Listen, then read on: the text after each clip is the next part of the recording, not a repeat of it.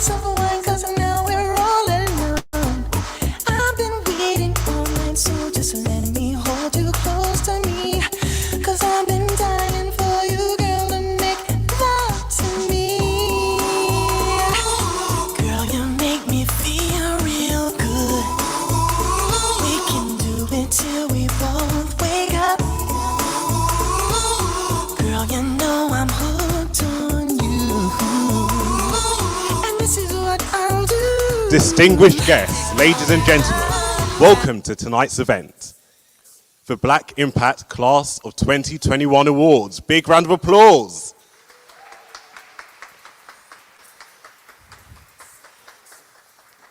As I have the mic, I might as well give myself a good entrance. Welcoming your host for this evening, the one, the only, it's me, Choo Choo Nwagu. Thank you. Thank you.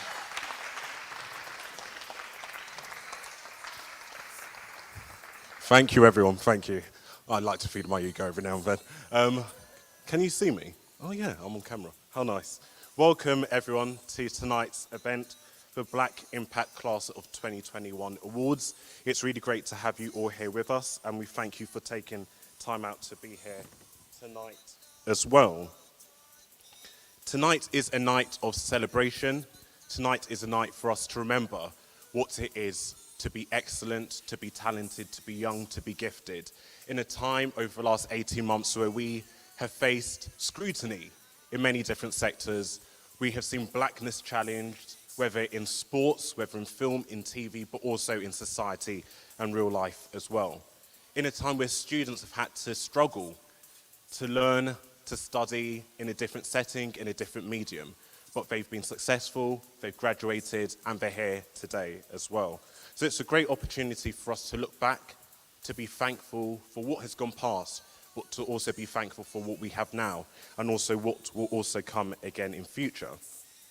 The Black Impact 2021 Awards is something that didn't start this year, it started last year, and again, what we're really glad is that we're able to be here again in 2021 to celebrate and to look at the successes that we have had as well.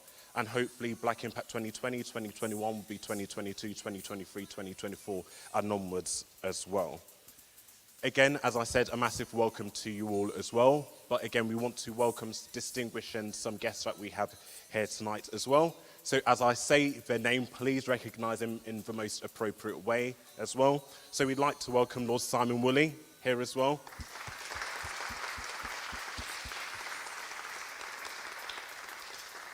Lord Simon is Chief Judge for 2 years in a row now, but we'd also like to congratulate him on his recent appointment as Principal of Homerton College as well.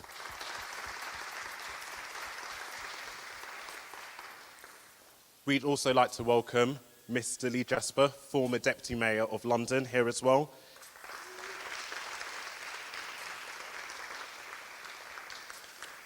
Lee Jasper is Black Impact Strategic Advisor, a veteran activist and co-founder of Operation Black Vote as well.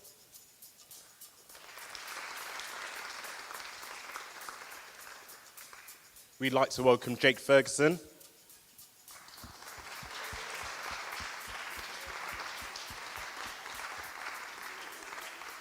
Jake is CEO of Hackney CVS, which is Council of Voluntary Service and a core member of Black Men for Change. So again, thank you.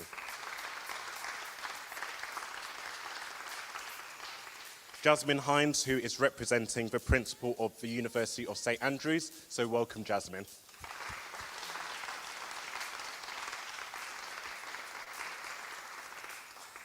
Gabriella Keir Gordon, who is representing the principal of Imperial College.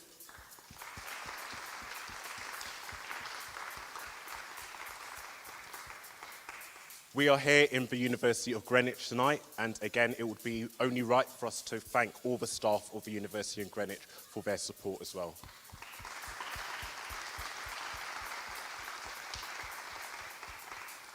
So as we said, this isn't the first year this awards has taken place.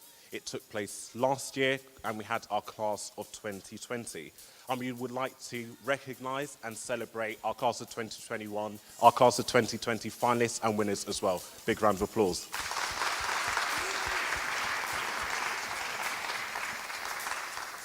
And we are here tonight for class of 2021, and we are really lucky and fortunate to have our finalists and winners in the room as well. So welcome and a big thank you for your attendance today as well.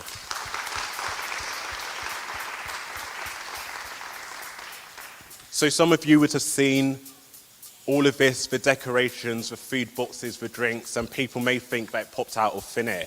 But actually it took sponsors who made it possible for us to be here tonight. So we'd like to take this opportunity to recognise and thank our sponsors, who are the University of Greenwich, Northumbria University, University of Aberdeen, and The Voice newspaper.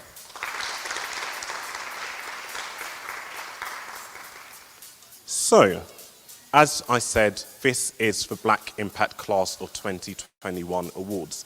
And what we're going to see momentarily is a video which is about what led to this very point, what led to the Black Impact Class of 2020 and now 2021.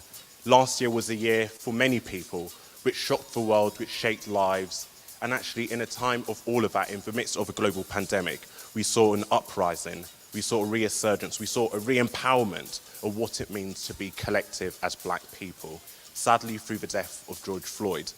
But also in that time, it really showed to us that it's more important now than ever to celebrate our achievements, to celebrate our talents, to celebrate each other, because we are people, but we are also special in our own individual ways as well. So, if we now play the video, which will be played, and you might recognize the voice.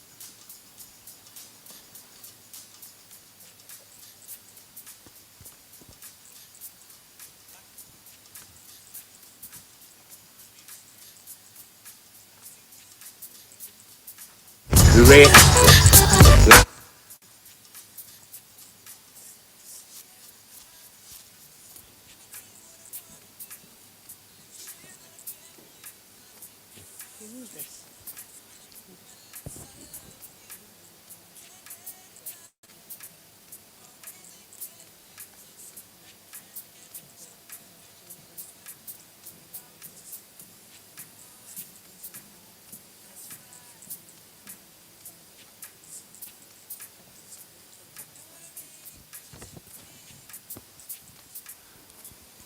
Awkward silence.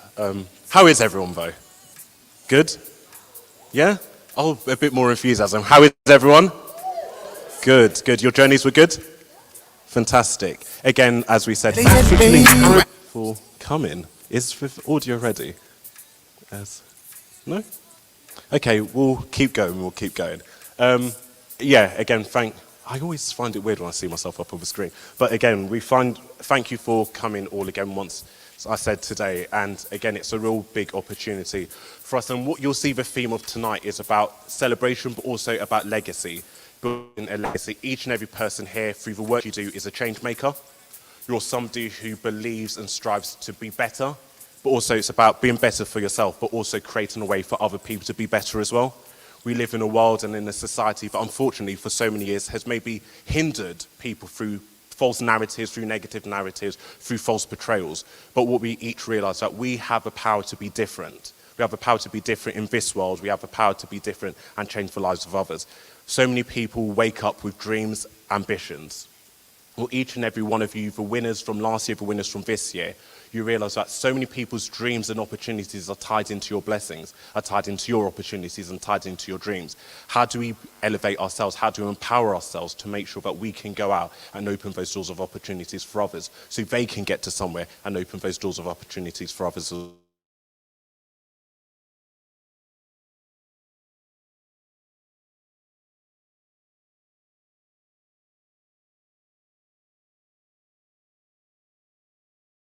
To support the leadership development and career aspirations of black students in England and Wales. Central to our key core objectives is the desire to challenge structural racism, social and economic injustice, and discrimination within higher education and the broader society in general. Since launching in October 2017, our key mission has been to raise, train, support, and empower black students in three main areas of development: ethical and sustainable leadership, social activism, political representation and engagement, as well as a focus on black mental health and well-being. The current COVID-19 crisis, in the aftermath of the brutal murder of George Floyd, has awakened the world to the global realities of systemic racism and its effects on African and Caribbean heritage communities. The culmination of these incidents and outrage by the Black Lives Matter movement has strengthened our determination as an organisation to play our part to bring about the much needed systemic change for and on behalf of black students nationwide. After a summer of protests in which black students have been reminded of all the things that are wrong within our society, it feels only right to do something to bring some joy into the community. And this is why we are so excited to present the Black Impact Class of 2020 Black Graduate Awards. Whether you're graduating or not, the Class of 2020 will give every black person something to be proud of. The Black Impact Class of 2020 National Black Graduate Awards is the first of its kind and comes as a welcome antidote in celebration of black success in the current climate, and represents just one of the ways through which Black Impact is seeking a paradigm shift in the anti-racist practice focused on black students and employees. Black Impact's Class of 2020 campaign is not only about celebrating our success, tenacity and survival, sometimes against great odds, but it's also about showcasing the best and brightest talent black students have to offer across universities in the United Kingdom. So sit back, relax, and get ready to celebrate black excellence tonight. And when we're done here, engage with us and support our work to win for black students.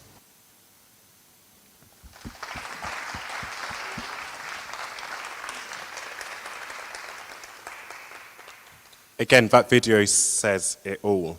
And as much as the video emphasizes the year 2020, our celebration is one that we should continue past 2020 into 2021.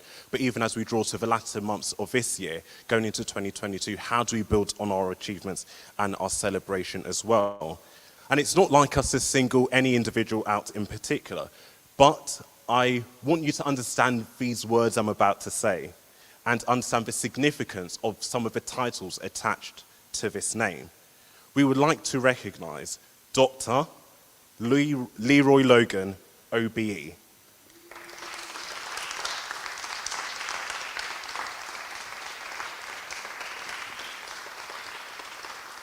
And I'm not sure how many people understand the significance of this. For so many of us inside this room, to be a doctor, to be an OBE holder, to also have had a recent Small Act series featuring Leroy's life and career, but to also be the founder of the Black Police Association as well, in this country is a big, big, big achievement. So again, a thank you, massive recognition to you.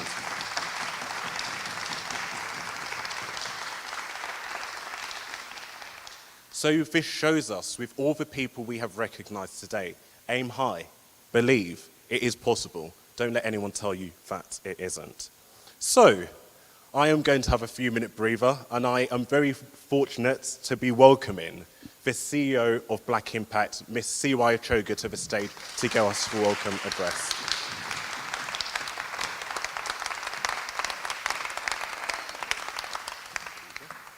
Thank you, thank you. Thank you, Chuchu.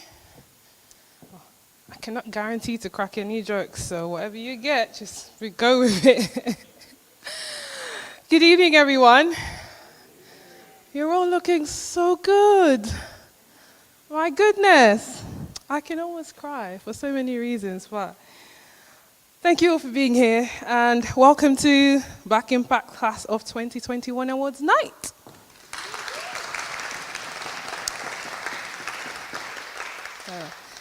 So, for the second consecutive year, we get to celebrate the best of black talent across the UK. That's lovely. The best of black talent.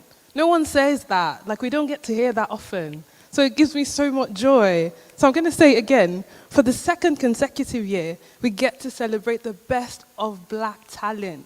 Across the UK. That is amazing.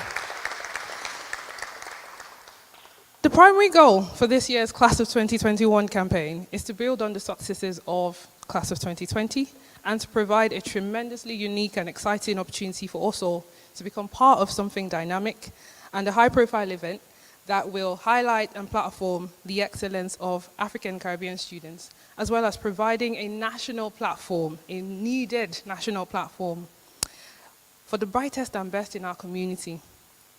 The central theme of the Class of 2020 campaign is simple.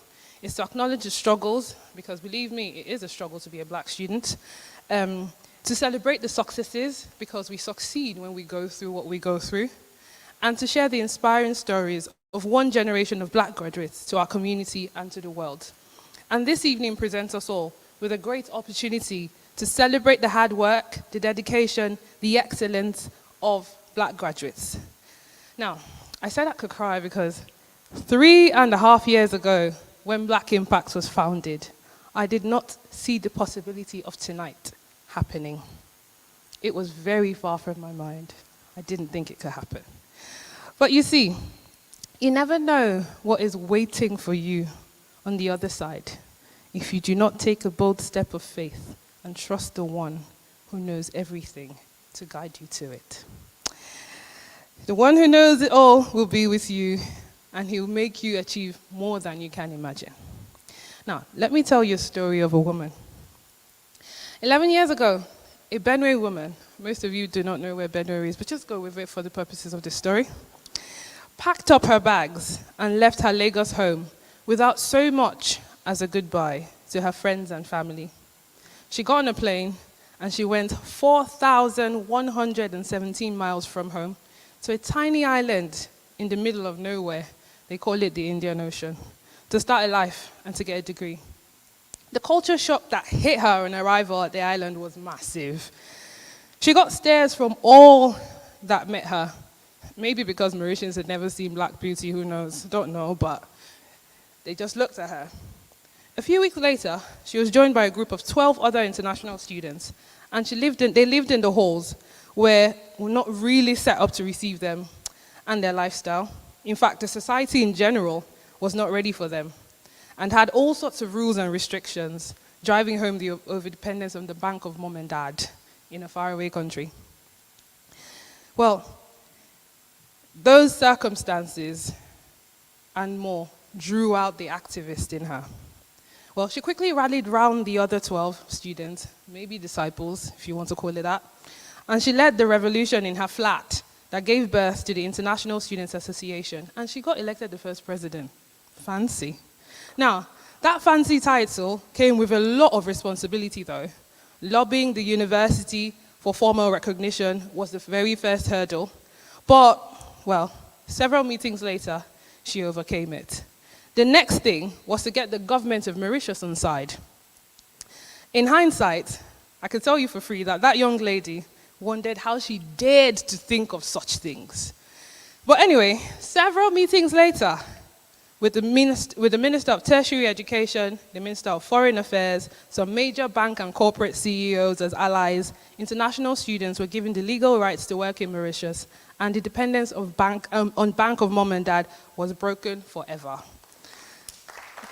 11 years later, the association still exists, and international students still have the right to continue to work, live, and thrive in Mauritius.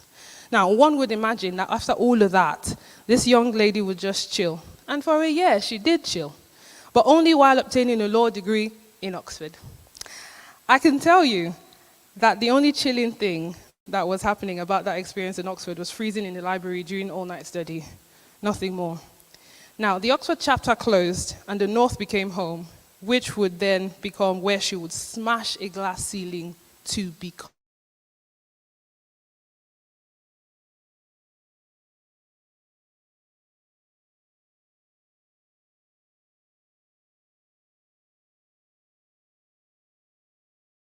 What the underrepresented and underserved.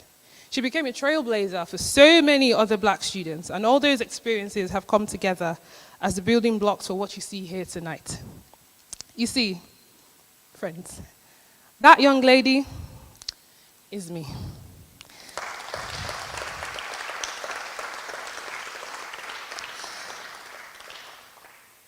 of my life experiences have come together to get me standing right here tonight. And I could tell you it has not been easy, and it is still not easy.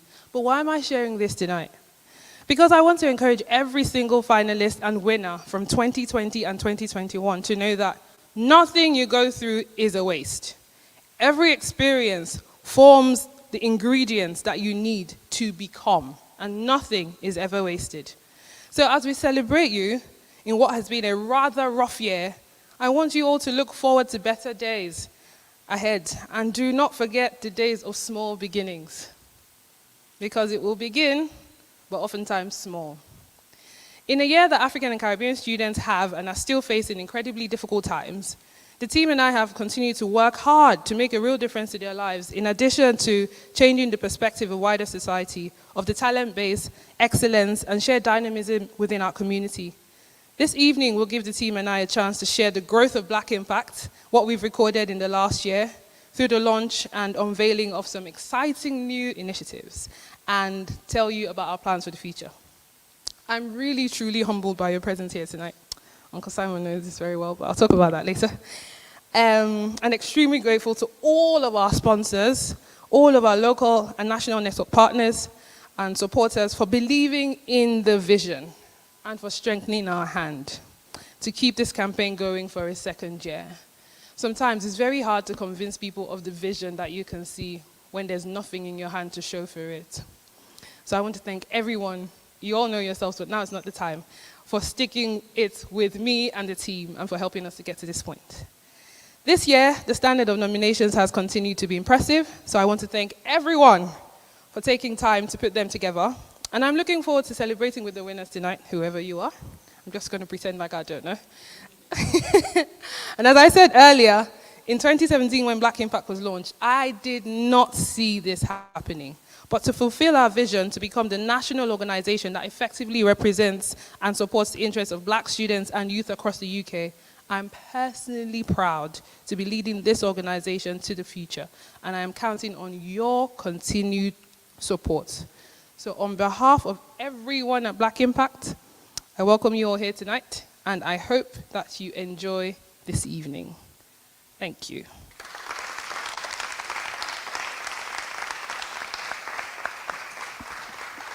Thank you. Big, massive round of applause to CY once again.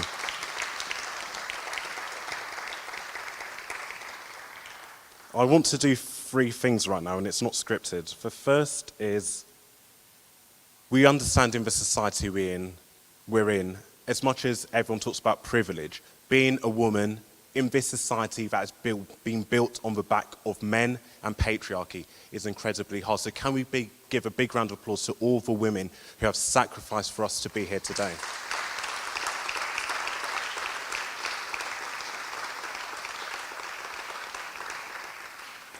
Being a Black woman in our society is even harder, knowing that as much as we have privilege, there is often the case that Black men have more privilege, and Black women are often those underrepresented, forgotten voices in our society. So again, just looking around this room and seeing Black women, can we give a big, massive round of applause to them as well?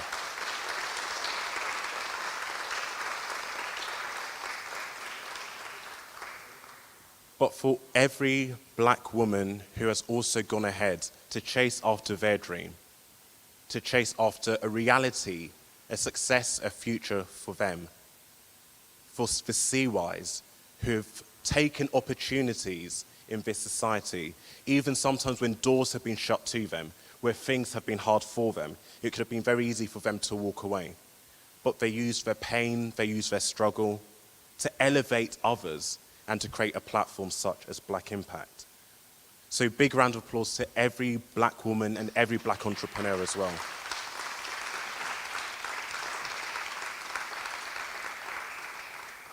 As CY said, 3 years ago she didn't believe that today could be possible.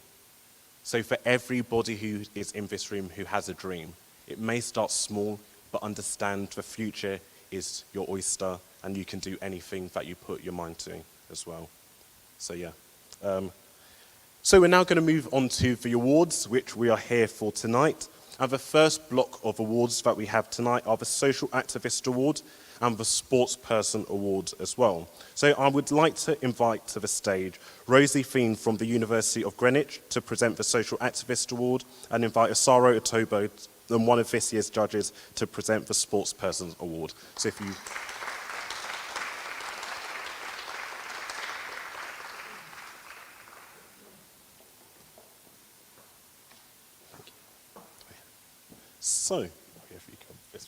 So, if we have the first award on the screen, which is our Social Activist Award, and it gives us great pleasure to announce our winner as Kwame Oseiwosu.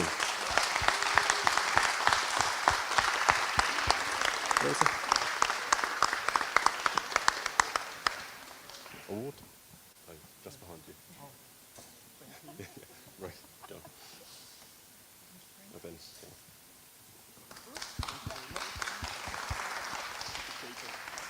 There you go. There you go.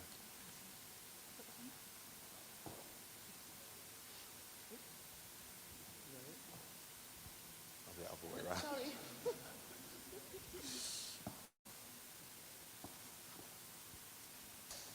Fantastic. Would you like to say a few words? Yeah. Thank you very much to the Black Impact, every single person who has made this award possible. I never actually expected to win this award, because when I started throwing light on mental health advocacy, it was not because of award. It was because I wanted to see people in my community having an impact. I've personally gone through my own personal dilemmas when it comes to mental health, and I've had people around me who have actually shared their stories and experience with me. So I believe the stories and the experiences that I gathered together has helped, and is still helping other people to gain the confidence to speak about their mental health. It's not something that we should sweep under the carpet and act as if nothing is happening in our community. It's something that we have to join forces together, because I believe every single person in this room can become an advocate. So we should throw more light on it, and we should continue to actually support other people through their mental health as well. With this award, I would like to give thanks to my friend who is just right behind over there. She's really supported me. And also I would like to give thanks to Almighty God for making this happen, for me to actually be in front of everyone to be celebrated. So thank you very much, and this is a massive toll, and it's something that I'm going to live by and ensure that I continue to support other people as well. Thank you very much. Thank you, Bess. Thank you. Well done, Kwame. So the next award is for Sportsperson Award 2021. If we have it on the screen. And the winner is Emmanuel Kabengele.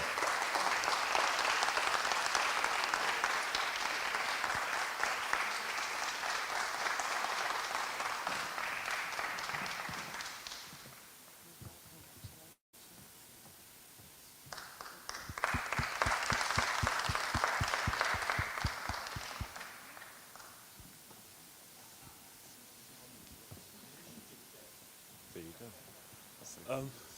you go. Thank you for this. A big shout out to every single person that's involved in Black Impact, every person that made sure that we have this. Because when I started as president at Northumbria, I wanted to still keep playing basketball, and it's something that's always been close to my heart. And to be able to do that whilst working in a pandemic, and also trying to make sure that things got done in the union, it was tough. But whilst working with Black Impact, especially in my first year, I was able to connect with other officers around the country, learn from them, learn from people like CY, people like Chuchu, and make sure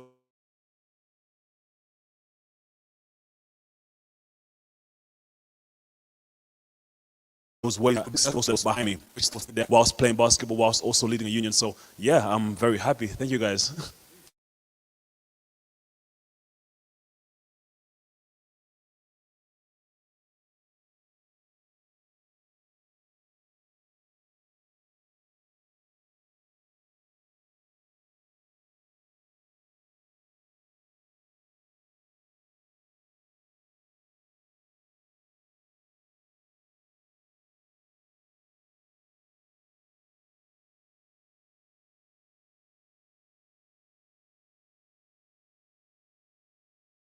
Applause. Our winner of the Olympian Award for 2020.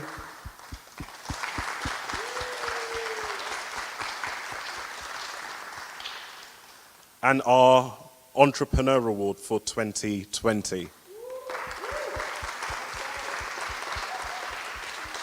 If we can have Jasmine Hines from, who's representing the University of St Andrews Principal to come up as well.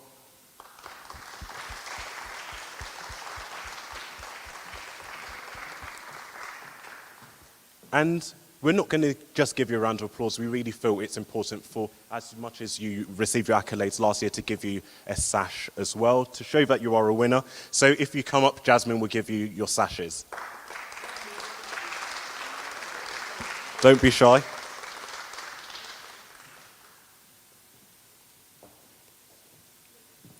So we have Alice, who is the winner for the Social Activist.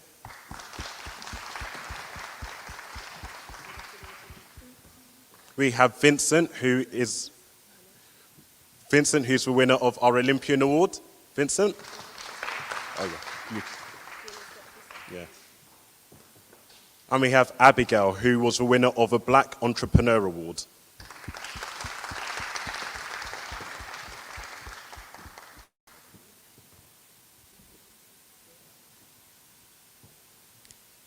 Big round of applause for This Is Our Future.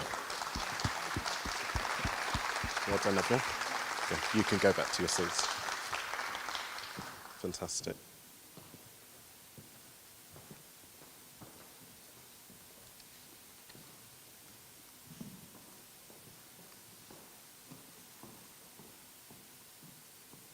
So, we're going to move on to our third block of awards today, which is our Leadership Award and our Academic Excellence Award as well.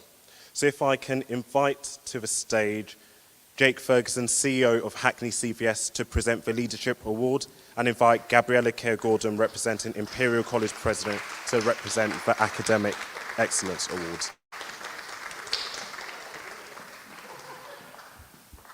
Thank you.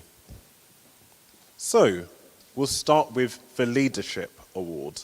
So can the nominees be put up? I like a bit of suspense. So, the winner is Eric Mobo.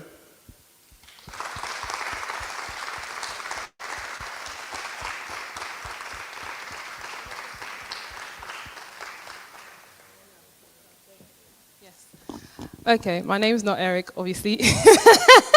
You all know that. But this year, one of the best things about the awards is that we had international applications as well. So we had international nominees, and Eric is one of our international finalists, and he's a winner.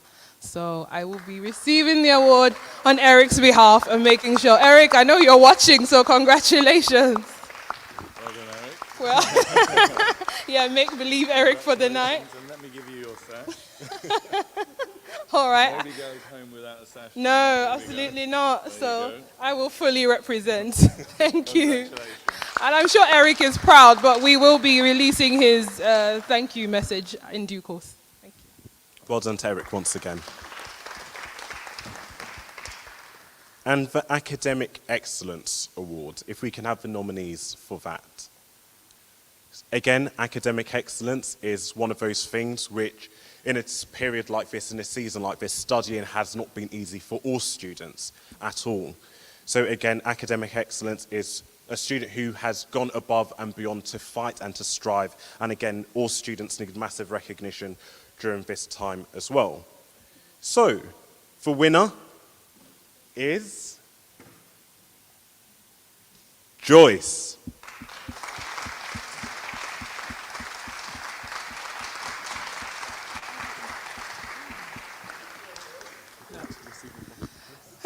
Yes, I promised you guys I'm CY. So unfortunately, I know Joyce is watching because she phoned up to say she's not feeling too well today, and because she loves us all, she decided to stay home so that, you know. So Joyce, congratulations. I will receive this award and I will make sure that you get it. Congratulations.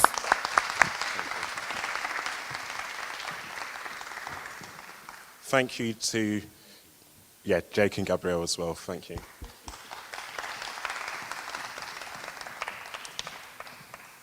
So, next is something really, really interesting for all of us. As CY said, Black Impact has grown and grown and grown over the years. And one of the things that's really exciting is that something new is about to be announced and something new is about to be shared. So I'm not going to spoil it, I'm going to leave it to the experts to do. So I would like to welcome Mr. Lee Jasper and Miss CY Achoga to the stage.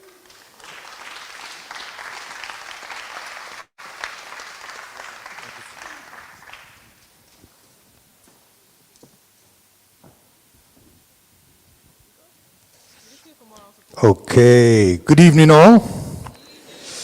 All right, well, 2021 Black Impact Awards, very important. And we're launching a new magazine right here. You've seen this magazine? You're all in it. So it should be easy to sell you a copy. Okay? Now, there's a nominal price. It's £10, only because we're raising money for next year's event already for this year. So do have a look, try and grab a copy, take a copy home or a couple of copies home so you can share. Two. The magazine is going to become a staple part of our communications effort to make sure that we give the highest possible profile to black students of excellence right around the country. And already, and you go into the magazine, you'll see articles and features of individual students that have really excelled beyond the normal range of success for our community. And so please buy the magazine. We also want sponsors for the magazine for next year. So if you're interested in supporting us for the 22 event, which we hope to have at the Dorchester, or Claridge's. Yes. Yeah? Why not? Okay. Simon, are you listening? Uncle Jake, are you listening? Trying to get a bite to eat while I'm trying to sell him. But we definitely will be going upmarket and downtown next year for the award system.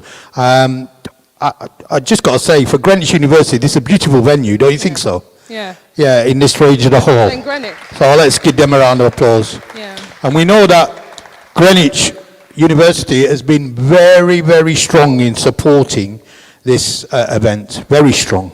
Providing us with the room, providing us with additional financial support, and all our sponsors have been absolutely great. But Greenwich was the first one out of the gate, and we're delighted to form partnerships with them going forward. Of course, when we're doing a magazine, we're having a leadership boot camp for all the winners of last year and this year.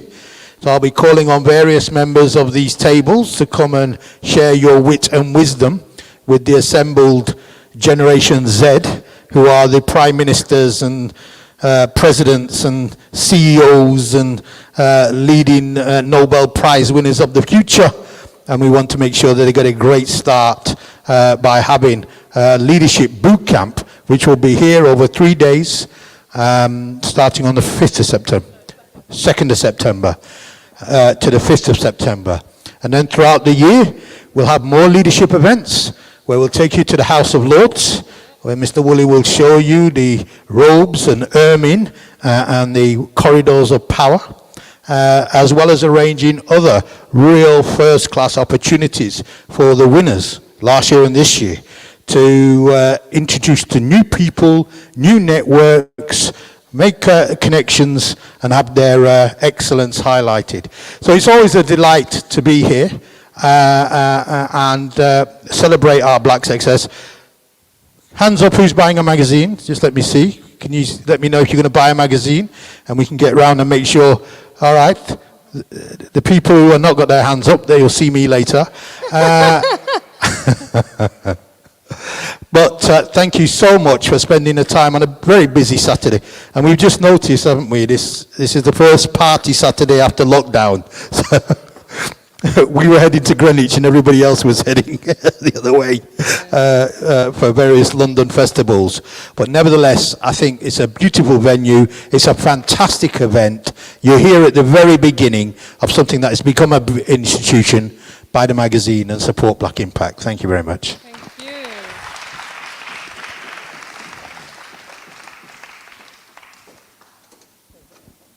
Thank you very much. Is it on? It is. Hello. Also, while I'm here, if people look back many years ago, probably when our families first came to this country, again, in whatever way they came forth, and they had all these big dreams and ambitions, if people had heard that one day in the 21st century we'll have someone that looks like us as a Lord in the House of Lords, many people would not have believed it. So again, a big, massive, massive, massive recognition to Lord Simon Woolley once again. It just goes to show that despite all the struggles our parents struggled for us to be here, even though they may themselves look back and say their dreams weren't achieved, we can achieve those dreams. We can achieve those dreams. We can be lords. We can be knights. We can do whatever we want to. Believe, believe, believe. That's the real essence of what I want to say to each and every one of us as well, because it all starts with a dream. Everything we do starts with one dream. And what you do is either chase after that dream or the dream chases you. So what are you going to do? Are you going to chase after your dream, or are you going to let your dream chase you? So we're going to go to the next block, and the next block is all around recognizing our excellent Class of 2020 finalists. So if I can invite Ayo Ayeni to the stage.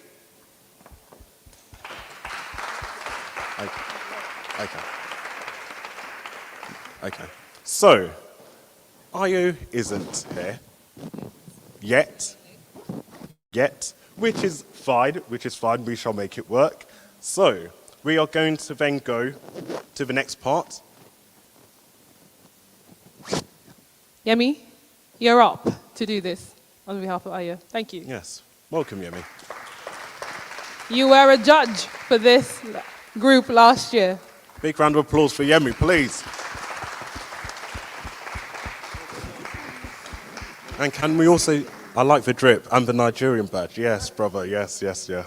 So, the next group and the next block are the people who won our Leadership Award last year, who won Black Creative Award and All-Rounder for 2020. So, if we can invite Promise Ahante, who was the winner of both the Leadership and All-Rounder Award, to the stage.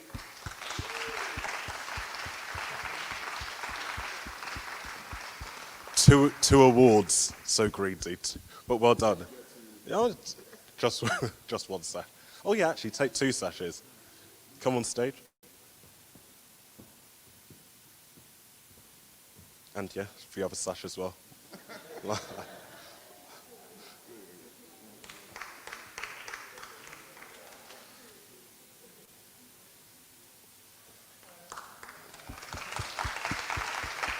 And can we also welcome Kofo to the stage as well?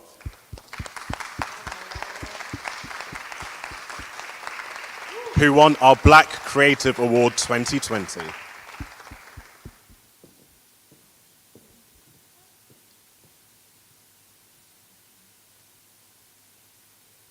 Thank you. Big round of applause to you once again. Well done. Thank you. And thank you, Yemi, for stepping in as well. Appreciate it.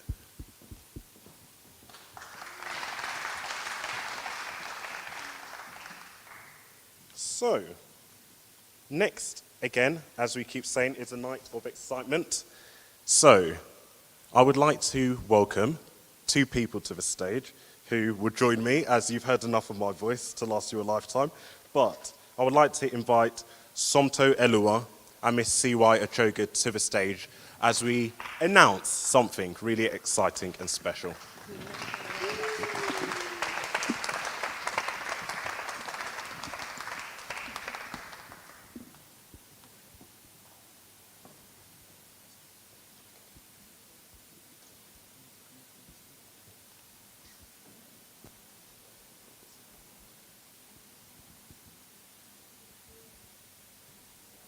Two seconds.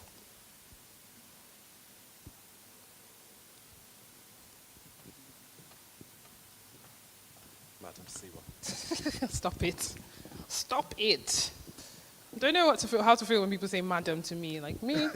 No, it's just Siwa. Siwa is good. The Siwa, that's all. No, the third mic is coming. Yes. What? Let me just check. How is everyone feeling? Okay, I'm going to do what I do with my students. I love working with students because, I don't know, you get a mix of different things when you work with students.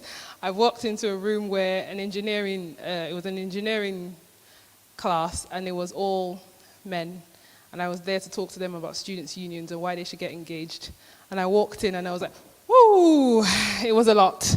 And then I walked in where it's all women, and I feel like it should be easier, but no, it's not always very easy either. And then I walk into rooms where it's mixed, so I always have to come up with different things. So I'm going to try something with you guys that I've tried with my students in different settings before. So this is not scripted, so let's just go with it. So if you can hear me, clap once. I felt like you heard in waves, like these guys heard first and then here and then here. Okay, so let's do that again. If you can hear me, clap once. Oh, good. If you can see me, clap twice. If you think I look nice, clap really hard 3 times. Ah, that was so good for my ego. Okay, and if you're feeling good, give yourselves a round of applause. Amazing. Brilliant, thank you. So, hello again for like the 15th time. As I said earlier, tonight we will be unveiling a couple of new initiatives. Because over the last 1 year, Black Impact has been up to a lot. Even though during the pandemic, most people scaled back and decided to wait and see. We moved out because, in fact, the demand for what we do and the people that we work with, which is Black students and staff, became more. And so within the organization, there's a couple of new initiatives and developments, and 3 of us are here to talk to you about something new. Thank you very much. So, look around at how lucky we are to be alive right now. After a year that's been tough for so many, in many, many different ways, it's challenged even the best of us, even those of us who thought we may be the most strongest and untouchable people in the world. The Black Impact Class of 2021 Awards is a night for us to celebrate our collective and individual achievements, especially in this period, where blackness has been under the lens and scrutinized like never before. But while tonight is a night of celebration, tonight is also about paving the way for the future.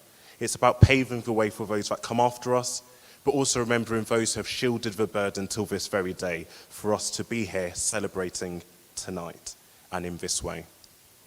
The last 18 months have taught us a lot about the importance of the most precious gift in the world. What do you think that is? Yes, I heard health and I heard life, and that is true, both. Life and health. And 2020 has given us all the opportunity to focus on our health in a way that maybe we hadn't before. I mean, we all learned to wash our hands for 20 seconds and so many more things to get out for that 1 hour a day, moment of freedom and all of those things, you know. While we're here tonight to celebrate Black excellence and those in the room, we too want to celebrate the excellence of those that were before us, and some have been taken away from us, sadly, before that time. There is a real issue in our community, one which affects the Black community and Black families in general. It is something that we strongly believe needs to be talked about more, because this discourse that we are hoping to start here would mean that a Black man does not have to die every 45 minutes. Throughout the night, you would have seen on your tables a paper, and on that table, on that paper, it has a number of different figures, a number of different letters. It has a URL code at the end of it, at the back of it. As well, those of you that might have been smart or clued up enough might have clicked onto that URL. If you haven't, not to worry. You might have seen the logo as well, somewhere as well. And you might have wondered what it meant. What do all those facts, what do all those figures mean? And what are we talking about here tonight? We're talking about prostate cancer. That is a threat that we are talking about. There's a majority of men with low-grade prostate cancer, and they can go for many years without symptoms or without even knowing that they have it. It spreads, and by the time it's detected, there's little or no help that can be done to save them. Majority of the mortality which we face is because of the ignorance of the fact that prostate cancer is a thing. So we would like to underscore the importance of raising awareness about speaking about it and getting people to start testing as early as they can. And so tonight, even though we're celebrating, we have come to tell you about a new initiative that will be a sister organization to Black Impact. We want you guys in this room to be the very first ones to know about Black Impact Prostate Cancer CIC. Deserves a clap, I think. It is a brand new organization that is set up to focus on prostate cancer in Black men. Each one of us here on the stage talking to you right now has personally been involved with someone who has, or whether directly by family or with friends, been involved with prostate cancer. We believe we need to start speaking about it. We need to put our voice into the conversation. And we aim, our ultimate goal is to help reduce the mortality of prostate cancer in Black men to 0. This is an ambitious goal, we know, but we strongly believe that the lives of our fathers, our brothers, some husbands, and potentially even some sons, and as young men who will grow up to be fathers one day, depends on us starting this discourse and throwing as many voices behind it. Good. So you're probably wondering, okay, so now they're talking about prostate cancer. Why do I need to know about it? Well, because you have a brother or a dad or a grandpa or an uncle or a boyfriend or someone you love and care about, or will have a son or something. So it is important. And you've heard that every 45 minutes, a Black man dies from it. So we should do something. What do we want to do? We hope to start at a very basic level. Remember I talked about small beginnings at the start? Well, it's that tiny mustard seed that grows into a gigantic tree. So we hope to start at a basic level, but with your support.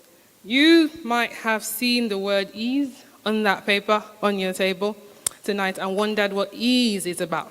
Well, ease means education, awareness and advocacy, support and empowerment.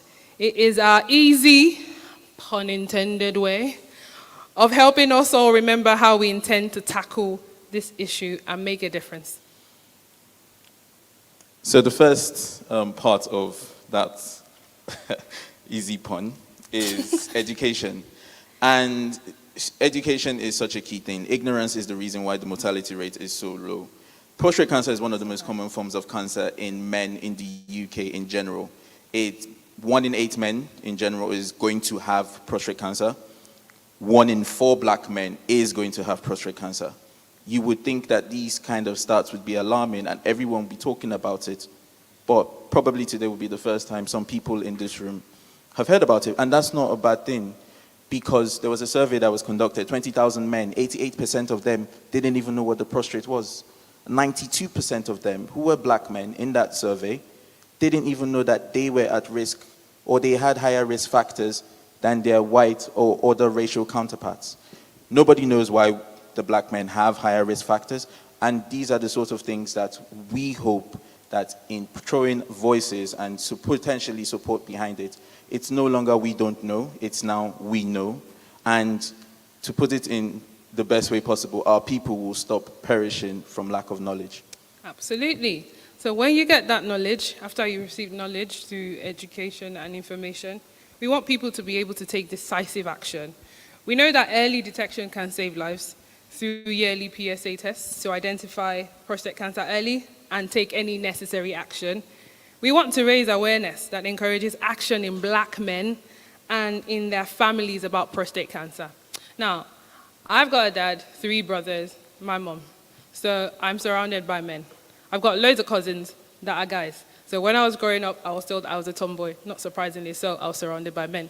So this is why this is so important to me. So even though I'm a woman and I can never get prostate cancer, like I said, I'm surrounded by men that mean a lot to me and I do not want to lose. So it is important that we start to do stuff with the knowledge that we know. So that's why we want to raise awareness. We want the awareness to lead to destigmatization of prostate cancer and men's health in general and influence policy changes that will enhance the health of black men. I know how difficult it can be for a man to talk about his health. It's difficult for a man to even acknowledge to himself sometimes that something is wrong because health means a lot of things to men. Ego, how will I be seen? I'll look weak. How would it look for my family? I want to protect them from all of that. So when men themselves sometimes have difficulty saying these things, then the wider family support might be lacking. And if we all begin to reduce how these things look, destigmatize it, it's okay to have a problem and let everyone get around you and solve it. If we make it that taboo topic that cannot be discussed, that mortality rate will keep going up. Men will never be able to come out and speak confidently about their health. So we want to raise awareness to begin to break down those barriers and change those things. And the S stands for support. Each and every one of you has an opportunity to support us here tonight, to support the initiative, to support the CIC, but to also support this mission of bringing down this rate to zero. It could be very easy for me to sit here and gloss over it and say, just it's volunteering support. But no, I'm going to talk about financial support. Prostate cancer is one of the 3 largest killers within the cancer realm as per se. But it's one of those that is the least underfunded and the least understood. We need your support. We understand that in the very early days of anything, sometimes funding is spare, but without funding, without proper research in place, we can't actually reach this initiative and this goal. And what we're not asking is people to bring out their checkbooks today and sign checks for £1,000. But you could. If you do want to, please feel free. We're accepting donations as well. But what we're asking is to support. Whether it's £1, whether it's £2, £3, £5, £10, it goes such a long way. Sometimes we think things are sacrificed. I'm sacrificing £1. No, you're investing. You're investing £1, you're investing in a life, you're investing in someone's future. How do we look at ourselves as people who are able to make change? Each and every one of us is blessed to have. There are many places inside this world where people do not have. Even 1p people do not have. We that has 1p, we that has 2p. What are we going to do? Keep this 1p, 2p to tomorrow. Tomorrow is never guaranteed. So what are we going to do to invest in the life of other people, to sow a seed in the life of other people, so that seed germinates, is watered, and helps support and raises someone else's future as well. So whatever you can do in your heart, whatever you feel you are able to give, please give. And also feel if you know someone else that is in the position to give, go out and talk to them about supporting and giving. It all starts somewhere. It all starts in one particular place, and it also starts with you. It really does start with you. E is empowerment. E is about empowerment. So I want you to think about what empowers you personally. What empowers you personally for a minute? What empowers you? Is it an individual? Is it a thing? What empowers you?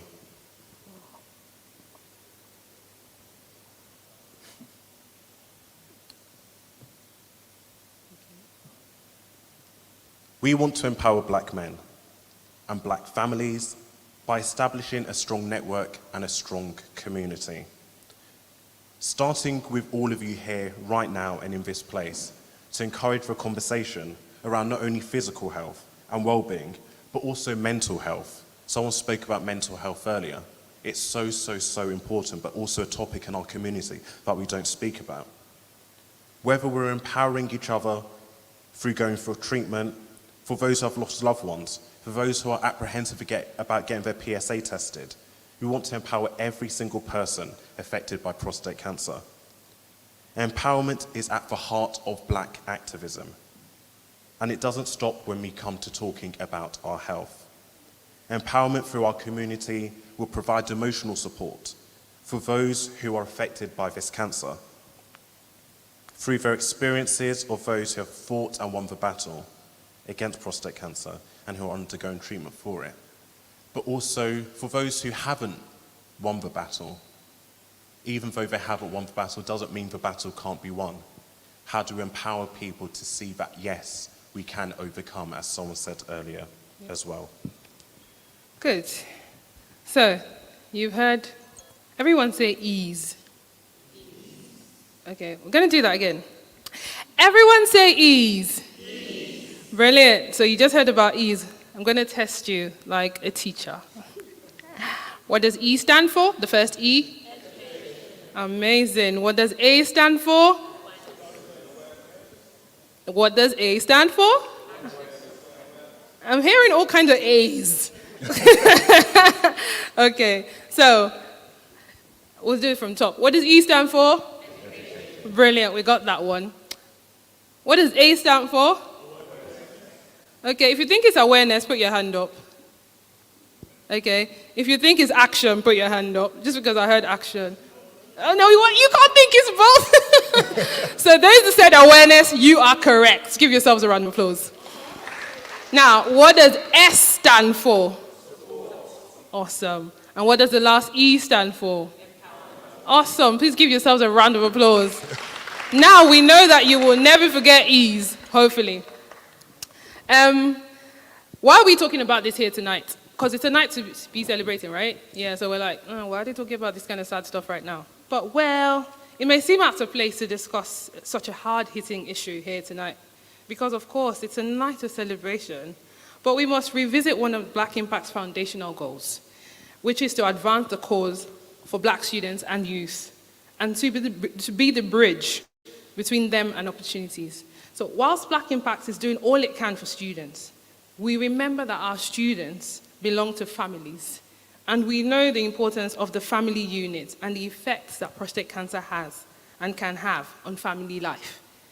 So we want to help keep families together, because the family unit can be a springboard upon which these students leap from. We recognize that issues that become societal issues have roots in the family unit, because we all come from a family. A problem that affects one dad, or a brother, or an uncle will affect the family, and then the community, and then becomes negative societal statistics. And this is why we have to talk about this issue tonight, because here in this room, we've got people that belong to families. We also want to use this platform to highlight the important issues and the fact that Black men are 2 to 3 times more likely to be diagnosed with prostate cancer is very important and should not be ignored. I know I sound most of the time like throwing facts out there. It all sounds like doom and gloom, but it's not. Early detection means that your prostate cancer can be cured. And it's great to start having this conversation now so that when, for the younger generation, you can, at home, you can already start talking to your families about these things, because education, awareness, support, empowerment, these things lead into each other. A man who is educated means that he's aware of what he can do, he can support his family, and he can empower them. It's the same thing we're trying to apply here. So 2 to 3 times more likely means that you as a Black person are more at risk for prostate cancer. It's a fact, it's a given, it's not going to change unless we change it. So we need to step up and make that happen. We need to understand that the number 45 minutes is shocking. It makes no sense. Why are we not talking about this? So without sounding or going off too much about what I'm saying here, is essentially this. When it is caught early, 100% you can survive. When it's caught late, 49% you will survive. But let's try and keep that number 100% by having this conversation, having these discourses early enough. And as Somto said, it is not all doom and gloom. It really isn't. Most important, we want you to be the first to know and join us in laying the foundations of this lasting legacy. Our wealth is not how much we have in the bank, but how much we put inside the world. Because all of us will come and go. We are temporary, but what we leave here in this world is everlasting. So what will be your legacy? What will you be remembered for? What will you be the person that says, I did this? It starts here tonight. It starts with giving. It starts with support. It starts with education. As we're celebrating you tonight, we want you to be part of this future. We want you to be part of this journey. with us. So now you know why we're talking about this tonight. Because we all belong to families, because the stats are shocking, and because we want you to be the first to know of this new thing that we are starting, in the new dimension of our work. You're special, so you get first dibs. You all know what I mean? In case the others, the adults don't know, Gen Z, you know what I mean when I say first dibs? All right. So what can I do? Very good question. You're like, okay, so we know what ease is about. We've heard all of this, that. What can I do? Well, seems obvious, or maybe not. Get your PSA level checked. So if you're over 45 and you're a man and you're in this room, please do that. If you're not, tell your dad, tell your husband, tell your boyfriend, or your brother, or your uncle who is. It's important to do this. The next one is support us. Each on your table, there is a QR code. Scan the QR code. It's Actually, scan it now, you guys. Actually, it's as simple as that. Those of you who have a phone, scan the QR code. Simple things. Support Yeah, scan us. it, know it, see it. Follow our social media pages. It's simple as that. We live in a world of technology within the digital world. Everyone, in some way, shape, or form, is also on social media. Make a donation. As much as I stood here and spoke about money so much, giving £1 will not kill you. He's an Igbo man, for those who know what Igbo man is. But yeah, go on. Giving £1 will not kill you. But lack of funding, lack of research, kills many. Giving £1 will not kill you. We will drop it inside this world. £1, £2, £3 goes such a long way. Volunteering is also something that you can do. Volunteering, as simple as giving up time. Everyone's like, we're so time precious.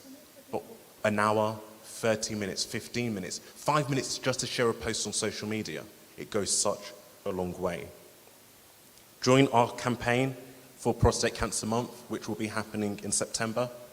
Again, you'll find information if you scan the QR code, and get on our mailing list. Simple, simple, simple. None of these are hard. And just to close off, thank you so much for giving us the time to speak about this. We feel it's very important, if we've not reiterated that enough of times. We all have fathers, we all have brothers, and we want to see them live for as long as they can. We are starting small, as CY said. It's all about the little beginnings. So at the moment, all we have is that website. But as we go on, we're hoping to start talking about events, doing marches, getting more involved in the community and getting right to the heart of where the people are so that we can start talking and educating them, making them aware, supporting and empowering.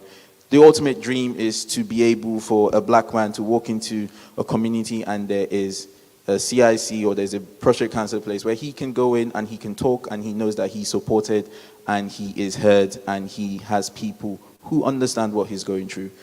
We want it to be as common as talking about the flu because it is that common in people. It kills that many people. So we want to ultimately get to that point where it is destigmatized and it becomes something that we all are aware of, and early enough, we do not have to see these high numbers go up. So officially we'll be launching the CIC in October. We will be communicating all the events that are going to lead up to that point via our social media channels, the website. So please, it is important that you follow us there because that's where we'll be spreading out information that we have. And yes, please, once we do send that information, I believe it to be in October, any way you can join us to make this noise, make as much noise about this as you can, feel free to join us. And we look forward to sharing this journey with you. Thank you. Thank you.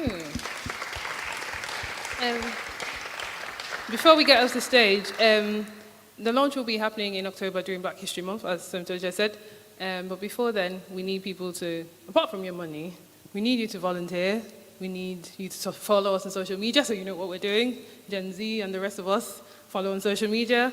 Uncles, aunties, follow somehow. Maybe join the mailing list. Uncles, you're not aunties, on social media. I'm sitting in front. If you don't know what social media is, I can clue you in. Yeah, I we can can help hook you up real help you good. set it up real But quick. yeah, thank you all so much for listening and for supporting this.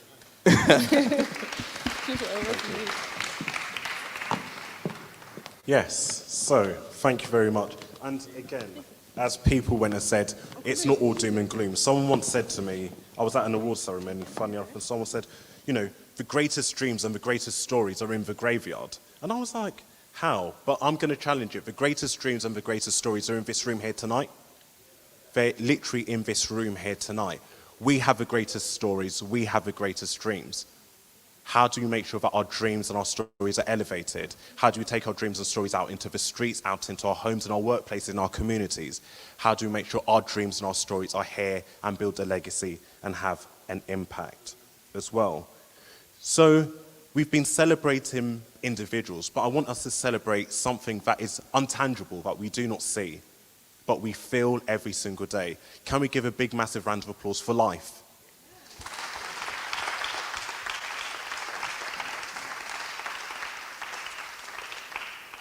If there's anything that 2020 and the years onwards have taught us is life is precious.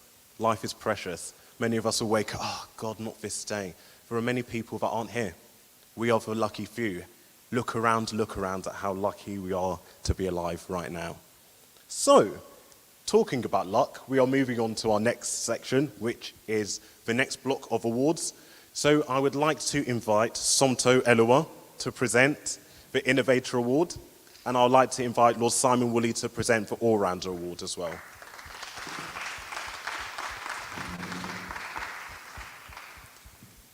So, if we can have the first one, which is the Innovator Award, which Somto will be presenting. And, drum roll actually, let's change up, a bit of a drum roll. And the winner is...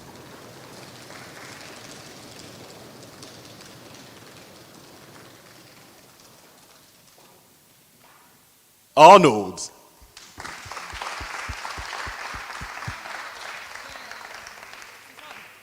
Okay. So guess what? Arnold is from Zambia. So yes, another international winner. I told you we're growing with this award. So give Arnold a round of applause because I know he's watching. So congratulations, Arnold. I will receive this for you. Yeah.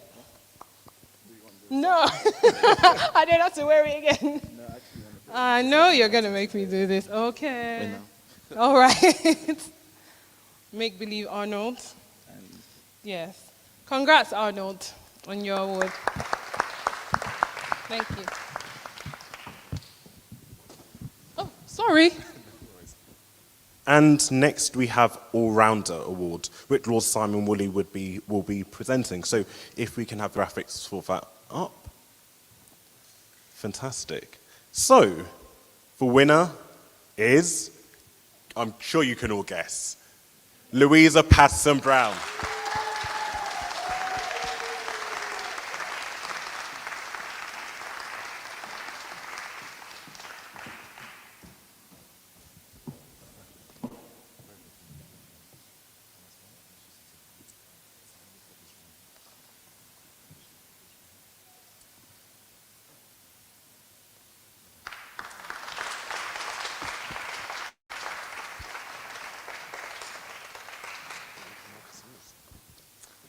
Thank you so much. Ooh, without falling over. I want to say thank you to everyone that's voted for me. And as most of you may not know me, but I started the student network, the very first one for Liverpool, for Black and Asian and global majority students. So I just want to say thank you so much for this award. Thank you to the team over at the student network, and also to my successors who are doing so well. I'd like to say thank you to the BME officers around the country that I've met, Sheffield, and John Moores as well. You guys have really inspired me to create a student network and really mingle and meet fabulous people around the country. So thank you so much. Thank you. Fantastic. Social capital is so important. It's so important. And a man who might know a lot about social capital is going to share a few words with us. So, Lord Simon Woolley, over to you. Thank you very much.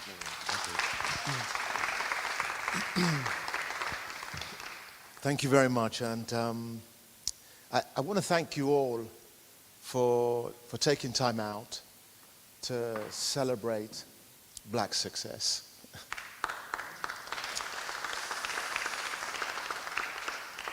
for me, celebrating your success in this year in many ways takes me back to my journey of Operation Black Vote, and a long time ago, before I had grey hair. In fact, 25 years ago. But if I was to go back even more than that, let me say 26 years ago, 27 years ago, I was a bit older than some of you here today, and I wanted to change our world. I just came back from Latin America, Colombia, El Salvador, and I saw people dying for what they believed in. I'd go up in the mountains in Colombia, and I saw these young men with guns fighting for justice. Some of them had been shot, others had been tortured. And I thought to myself, when I come back to London, I won't be shot. I won't be tortured. What excuse do I have not to change my world? Fortunately for me, I joined this organization called Charter 88. It was a white democratic reform organization. And I think for the first time in my life too, that I'd recognize people who were not passengers in life. Things are done to them rather than you doing things for yourselves. And they said they wanted democratic reform. And then one day they said to me, they want me to go down to York Hall in Bethnal Green because there's this black organization being launched, and I might like to get to know one Mr. Lee Jasper. So I went down there, all eager, and I said to Lee, I'd seen him on TV, he's a big hero of mine, and I said to him, Lee, I want to change our world too. He said, good, good. Because you and I, young man, he's not that much older than me, by the way, but you and I, young man, will change our world. Trust me. Listen to this for a second. The audacity of hope, the audacity of self-belief from this man made me feel like $1 million. Let me tell you this. We had no money.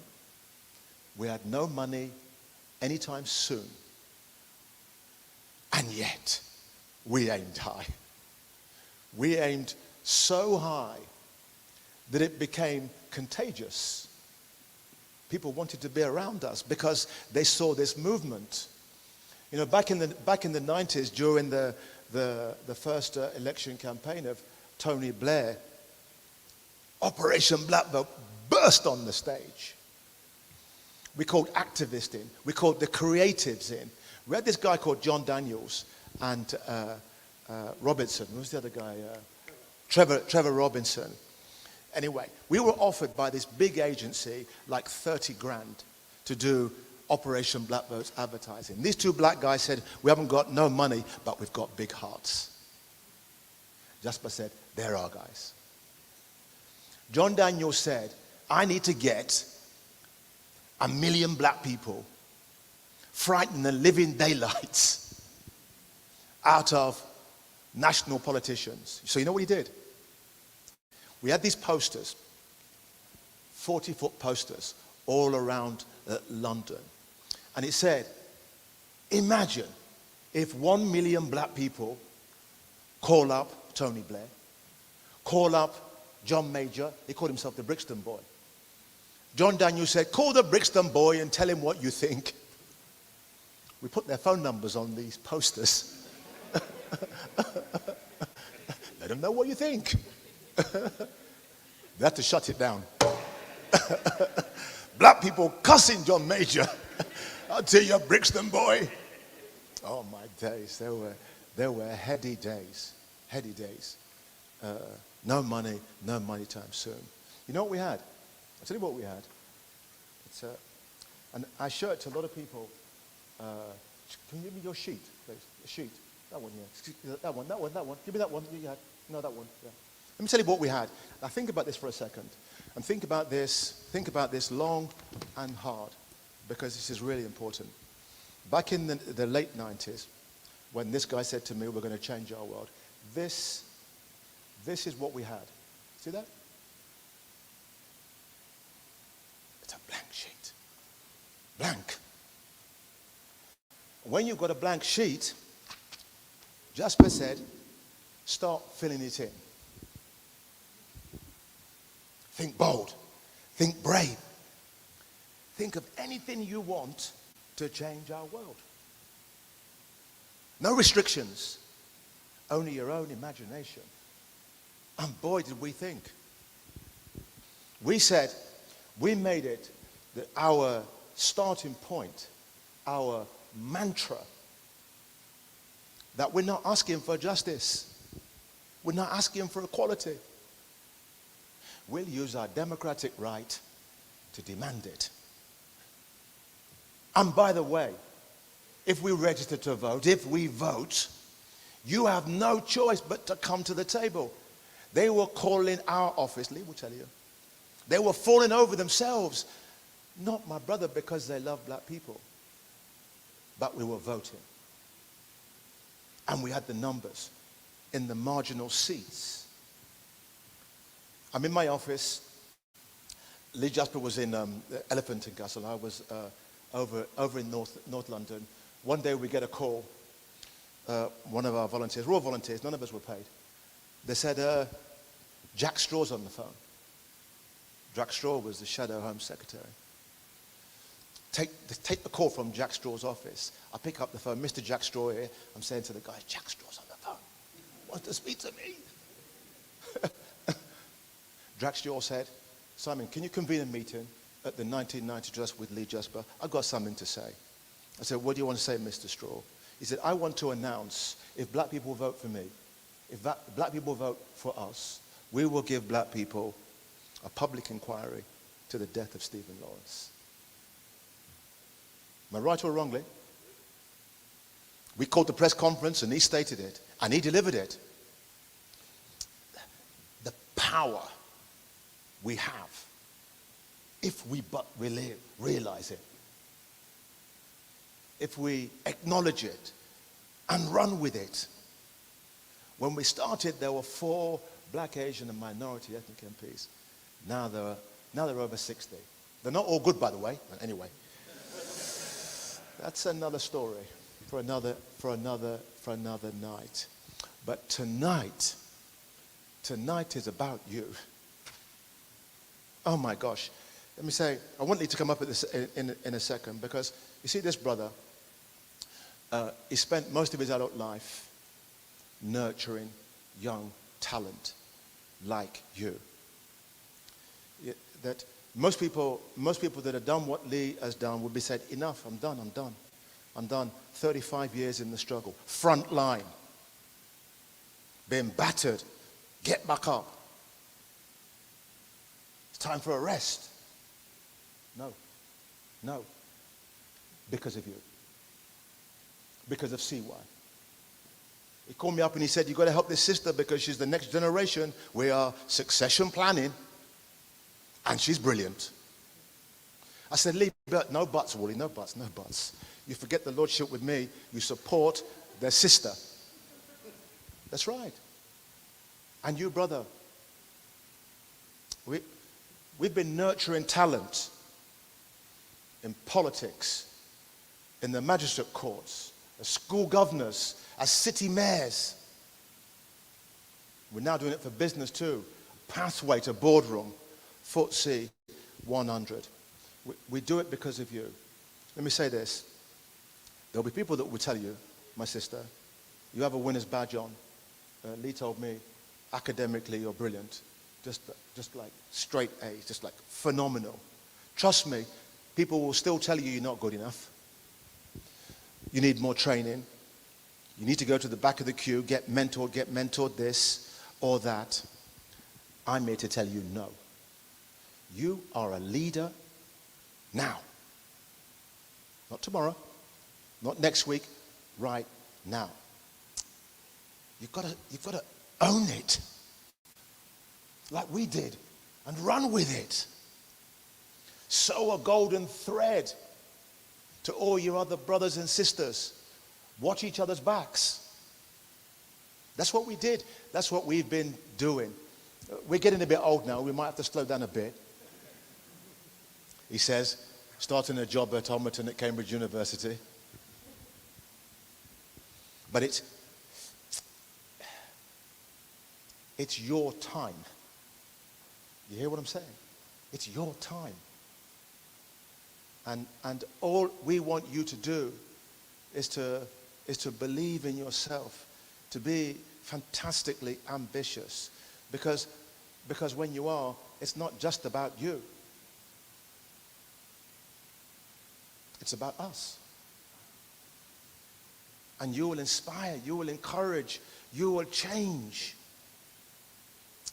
our world. Not just on this continent, but on other continents too. Our brothers and sisters in the United States are marching today as we speak. 58 years after Dr. Martin Luther King marched in Washington for voting rights, his son, Martin Luther King III, is marching on Washington against the suppression of black people's voting rights. We've sent our support. They know that you care. We have their back, they have ours. So in closing, I want to pay two tributes. I first want to pay tribute to Asiwe for being a super black sister. And listen, when you get anointed by Lee Jasper, that's it. Game over. Game over, game over, game over, game over. So please come up, because from one activist to another.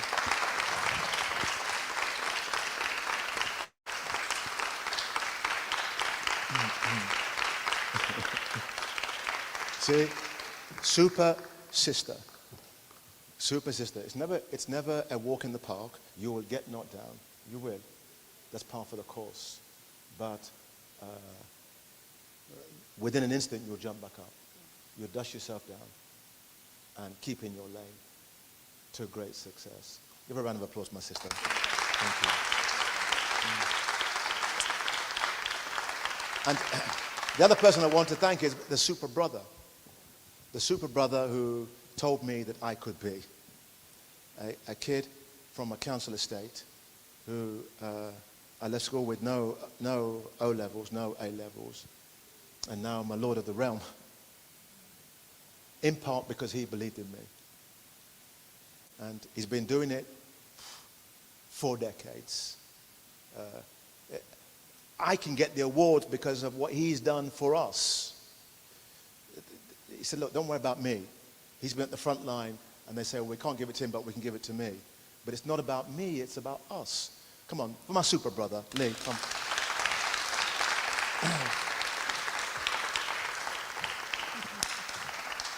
You know, we don't. Super brother. That's it. That's it. That's it.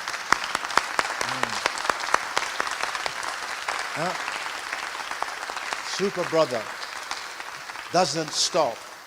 A guiding light for all of us. Who are you going to call? Lee Jasper. Lee, over to you, man. Well, thank you very much, Simon Woolley. Simon Woolley.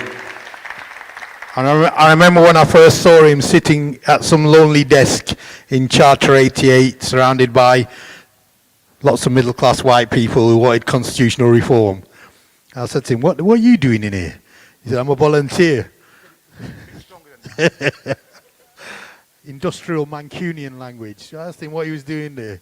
He said, I'm volunteering. I said, well, not anymore, you're not volunteering for us. So we took him and kidnapped him, and OBB was born. Oh, it's delightful. I mean, the thing is about him getting, and I was there when he got the ermine, you know, the fur and the red and everything in the House of Lords. But this thing, it's a relay race. The baton was passed to me by Bernie Grant and people of that generation. Oh, it was passed to me, and I passed it to Simon, and Simon will pass it on to you guys. And the next lords, the next prime ministers, the next CEOs are all in this room right now. The only barrier, notwithstanding the racism that is out there, we all know that is there, but the only barrier between that and your ultimate success is the extent to which you yourself believe you can do this thing. Yeah? And trust me, from the background that I've come from the background that Simon's come from the background that others in this room have come from to get where they are, is proof positive, right? That if you really try, you will make it. But you have to have that focused dedication. Yeah? Every time you get up in the morning, you have to love yourself so completely that you're able to withstand any arrow of misfortune, any slight criticism. Doesn't affect you. Water off a duck's back. Because at the end of the day, everybody here has a spark of the divine within them. And if you allow it to shine, you liberate everybody else to shine with you. Thank you very much. Give it up for Lord Simon Woolley. On your feet, on your feet.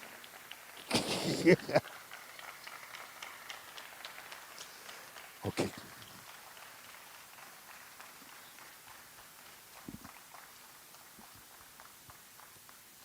You've heard it here. You've heard it here. Again, each and every one of us can be lords, CEOs, deputy mayor of London, mayor of London's prime ministers, whatever you put your mind to. And I look forward to you all remembering me and me remembering you when we're up there in society, because we surely will make it. We definitely will. And I really do think that for those of us that remember the stories our parents told us about when they came to this land with all their big dreams and all their big aspirations, and it was them and those that came before us that fought for us to experience the luxuries we have today. And it can be very easy for us to think, oh, this is it, this is over. But there's more that we can do to make sure that we reach a time in this world where we don't have to struggle, where we don't have to suffer, where liberty and freedom will be something that each and every one of us possess, because we're all entitled to it, because we all deserve it. Each and every one of us, through your dreams, through your businesses, through the Lord meetings, through the chambers, through the CEOs, through the activists, through the Deputy Mayor of London, the Mayor of London's, the doctors, the engineers, the lawyers, each and every one of us plays our part to reach that goal. Even if we don't see it, we know that we have been part of that journey. Because just as we talk about those that 5 years ago, 10 years ago, 20 years ago, paved the way for us, 50 years from now, there'll be people that say we paved the way for them. And that will be something that each and every one of us possess. And I know that each and every one of us can do it as well. So we're going to hear a bit of talent right now as well. And we're going to, again, invite Emmanuel to the stage, who will share with us some spoken word. Big round of applause. Sorry, just a disclaimer. This is not mine. I am not claiming it's mine. It's a piece of word that one of my friends said in the very first time we met when I launched a Black Leaders Project in Northumbria for Black History Month. And the first thing we did was have a food fest, you know. Food is a big part of our culture. And as a result of that, towards the end, she just said, is this an open mic? And she started talking, and from when she's talking, I was just like, where did this come from? So, and as a result, one very thing that she said towards the end of that spoken word stuck with me, which was, minority was never your identity. And it kind of stuck towards everything I did. Like whenever I was doing any promotions for Black History Month, any promotions for any of my campaigns I was doing, it was just, minority is not your identity. So I thought, you know what, let me memorize it and see if I can get her word out there. The word that she... Last year, having a business profile with... Let me see if I can get the talent that she's written and, you know, help spread awareness. So, he made the fish with gills so they can breathe underwater, and you with your physique so you can conquer, not be conquered. You and only you could fight the war that was to come and overcome, but not succumb. Because see, you were made for greatness, and your only witness was that you covered your eyes. You failed to realize that under all your flaws, you hid it, but they saw it. And so they tricked you, they lied to you, made you believe that you were beneath, and then they took from you They took your culture, your treasures, couldn't touch your future, so they took you, and through you they became richer. But I don't know about you, but since when did the thief have more value than the owner? See, if all he has was taken from you, then where did the true value of the thief come from? You think on that one, while we moved on, you stayed strong and fought for your own freedom, and to no surprise, you won the prize because you always had it in you. You were black because you needed to be to overcome the pain that you've been put through. Because here's the truth. If the tables were turned but the rules of the game remained the same, there'll be no more masters left to serve the slaves. Yet you forget. You're part of human history, descendants of the world's greatest victory. Martin's dream come true through you. There is hope that there is a God and he'll always bring injustice to an end. So you being lesser is all pretend. Minority was never your identity because you always had the ability in you to achieve your God-given destiny.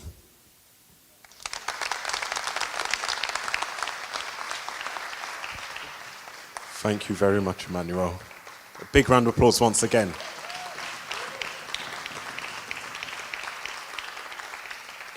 Again, look at the talent. Look at the talent that we have available to us as well. It marvels me. It really does marvel me. And me as a guy who's 27, who, again, hasn't seen the world as in the way that other people have seen this world, but to be in a room with such people of such excellence just fills me with hope for the future.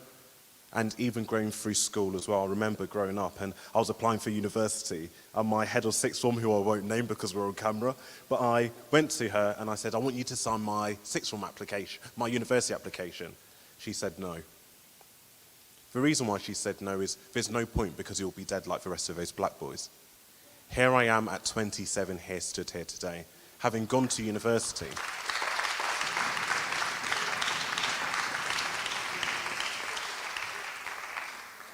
And all it took was someone to believe in me. All it's taken is for someone to believe in every single one of you. But there are some people who unfortunately can't believe in themselves. But how will we be a belief? How will we be that shield for others? There is somebody here at this particular time who's believed in you to nominate you.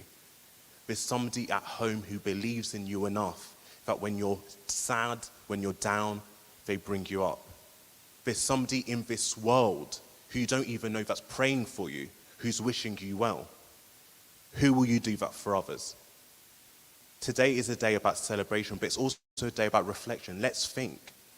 Let's think, how can we be the leading change makers? How can we create the fabric of this world? How can we create a world that we are proud of, that we are able to welcome our kids into, that we are able to welcome our grandkids into, our great-grandkids, those that come after us. It's all about this. It starts here, it starts now. Don't wait till tomorrow. As we have said, tomorrow may not come. What will you do from tonight? What will you do tomorrow? What will you do next week? Look around at all the distinguished guests that we have here. So many people think, oh, such great achievements. But we can achieve exactly the same and more. Because remember, the times that a lot of these things were happening were times where it was harder. We are here in a season where things are easier for us. We are fortunate, but that's off the back of the sacrifices that other people made. So imagine what more we can do now.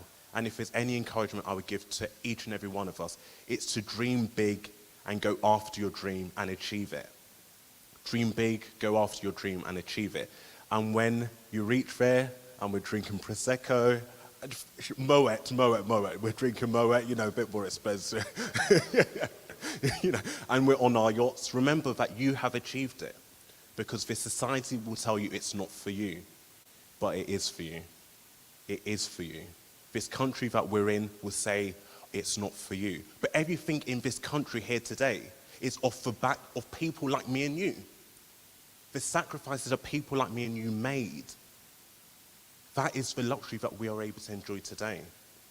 So imagine our sacrifices, the luxury that those that come after us can achieve going forward.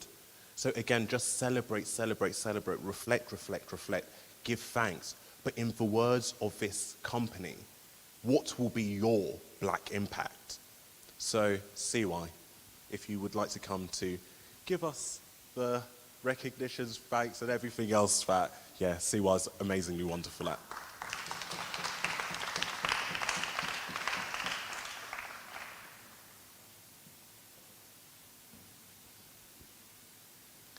small interlude. I would sing, but I won't. There you go. Okay.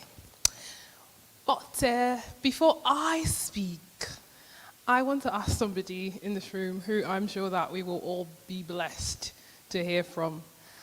If Uncle Leroy would please come up and say a few words, we shall be blessed.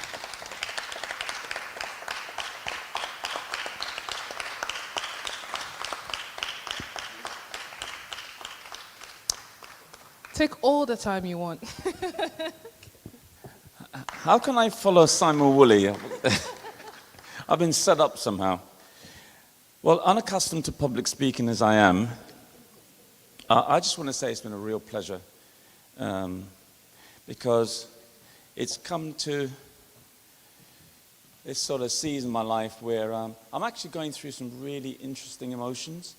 I'm 64 years young, and I feel like I'm 17 all over again.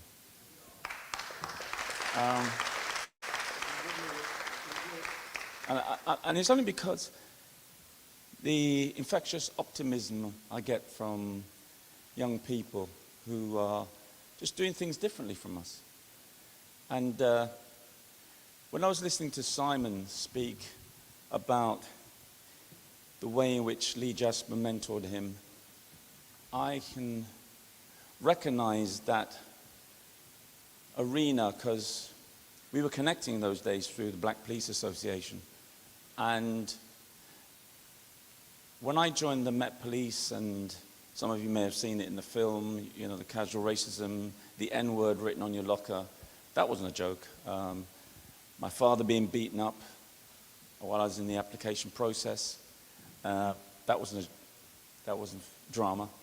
In fact, it was, you know, Steve McQueen was saying to me, you say you love your dad, and you turned your back on science research, and then you joined the ranks of officers that beat him up. What sort of person are you? And similar to what Simon said about Lee, it was about vision.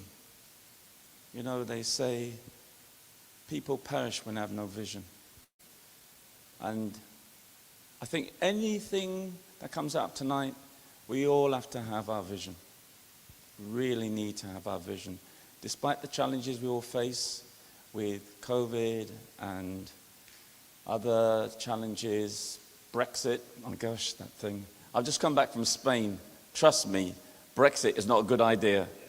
Nor is COVID, but Brexit, it's terrible. But anyway, the things that get us through is vision. I'm a person that's driven by visions. And I thank God for my parents who said, don't let anyone define you. And I know it helped me to choose my friends wisely. Friends like Lee and Simon and Jake. And not necessarily they were the people that we just had a natural fit. Because I was the Fed, I was 5-0, I was the FBI, whatever you want to call me, Babylon. But remember, I didn't like police when I joined them, especially when they beat up my father. But I had that vision. It's the vision that drove me. And I had to go through that 30 years in a hostile environment, driven by that vision. And I just want to really give you as much hopes and prayers for you, the younger generation. We really need you. Because, as Simon said, we're tired, man. We're tired. But the struggle continues. And I'll end by saying this. I've got 3 beautiful grandchildren.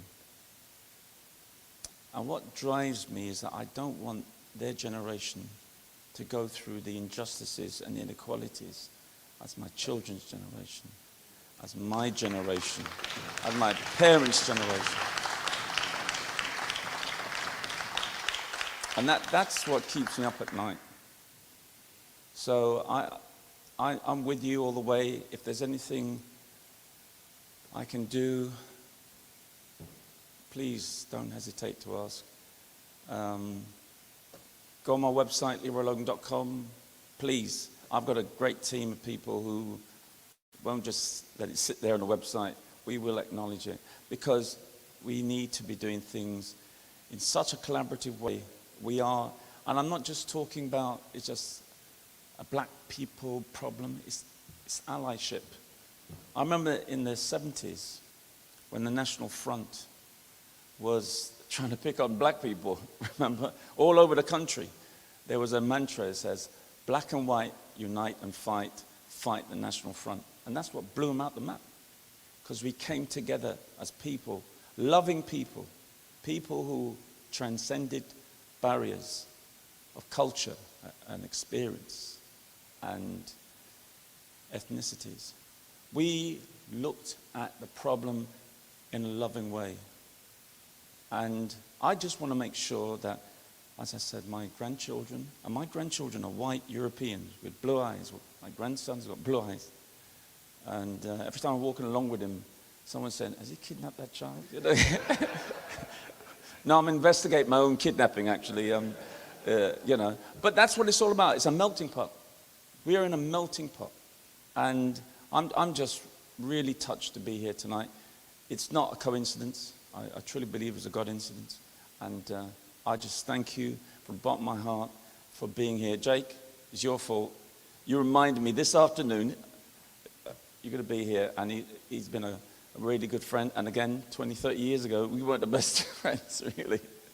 But we worked together.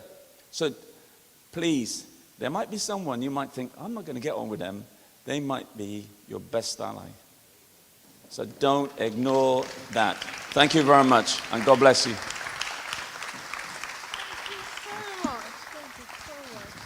Thank you so much, Uncle Leroy. I really appreciate that. And I caught him off guard. He wasn't expecting it as well. So see how well he did. And while we're in the spirit of catching people off guard, I have some time. And as CEO, I can do what I like, can't I? Well, not with Uncle Simon in the room. Yeah, Uncle Simon says I can, so yes, I can. Yes, Uncle Simon says I can. Uncle Simon for me, Lord Willie for you, okay? He says I can, so I am about to call somebody else to come say a few words. Don't close your eyes, yes. Please welcome Jake Ferguson with me.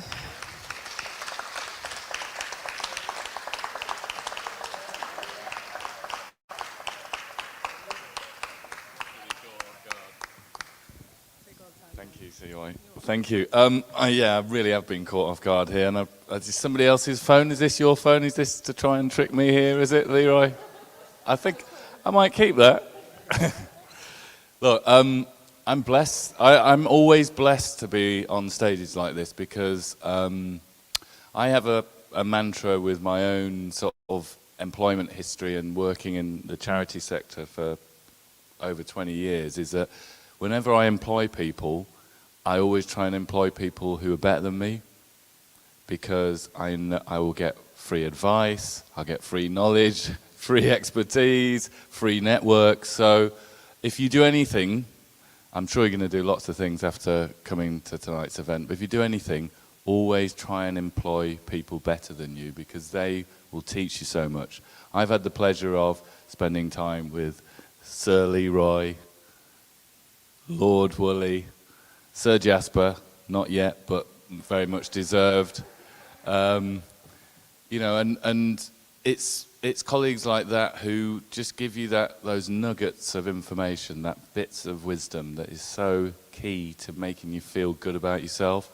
And we don't always wake up in the morning feeling fantastic, but when you think about those heroes and heroines who've been before us to really fight for us, they give you that drive, they give you that spirit, they make getting up in the morning really worthwhile. And we've heard a few stories about people with mental health issues. I've had my own issues. We all have those moments when that self-doubt really starts to eat at you. Well, that self-doubt is exactly what the white majority in this country feed off. They feed off the fact that we don't feel beautiful about ourselves. And I'm looking around, I'm thinking, have they not seen the people and talent in this room? I mean, it is genuinely beautiful. I'm about to start my own journey. I can't say too much because I've signed what's called an NDA, a non-disclosure agreement, and I'm about to start on a similar journey to the journey that Simon and others have been on. I'm going to be running a big national organisation focused on black civil rights. Very much needed, very timely. We want to be the UK's NAACP, and we're going to need talent like you. So, I can't say the name, but it's got black in the title and it's got equity in the title, so that should give you a bit of a clue. But if you see in October when we announce this new charity that there's potentially jobs that you're interested in, and you say on your CV, well, I'm one of the winners of the Black Impact Awards, well, somebody like me is going to go, wow, that's a great badge of honour. We certainly will be looking for a number of, talented young people. Definitely a director of communications, people with legal backgrounds and so on. What's different, I think, about this charity is that we're going to be focused on what I would call strategic litigation. So, many reports have been written about discrimination and racism in this country. Hundreds of reports, fantastic reports, with really wise words and really well thought out recommendations. But government after government has just ignored those reports because they can. So, the alternative is to turn the heat up. Be nice, be pleasant, but actually take the buggers to court, because that is what they will listen to. So that's one of the things that we're going to be doing. The other thing is we're going to be talking to a lot of the major corporations in this country. I had a meeting last week with Sky. Now, what's been interesting about the Black Lives Matter movement and the fact that so many millions across the world have been disgusted by the murder of George Floyd, quite rightly, is we don't just want to protest. Protest, for me, is the first stage of the journey. We've also got to change hearts and minds. We've got to change what is considered the norm. And companies like Sky and many others now, I think, genuinely feel that they want to do things differently. So we need to capitalize on that opportunity and show them what they could do differently. And I know from the conversations we've had in the last few weeks, they're really interested in investing in hundreds, maybe thousands of young black entrepreneurs, young black businesses. So why shouldn't the money you pay to watch their products or pay for their services then come back to you as the new talent in this country? So, watch this space. They're one of many companies who want to do things differently. I also had a chat with, I have to be careful, I'm on camera, but somebody who's one of the most powerful women in media, still does work for Rupert Murdoch. What I think was interesting about that conversation was that she was reflecting, and she did the sort of classic thing that will happen amongst very powerful white people when they're talking to black people. They try and be down with you. Right? It's sometimes very subtle. And the woman in question was like, well, I've got a number of black friends, and when I was like, okay, I could feel my toes curling in my boots. Like, oh no, it's one of those moments again.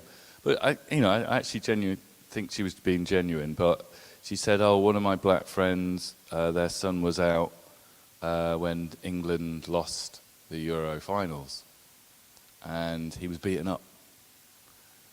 And what was really, I think, what she was trying to say was that she suddenly realized that this country is racist at its heart.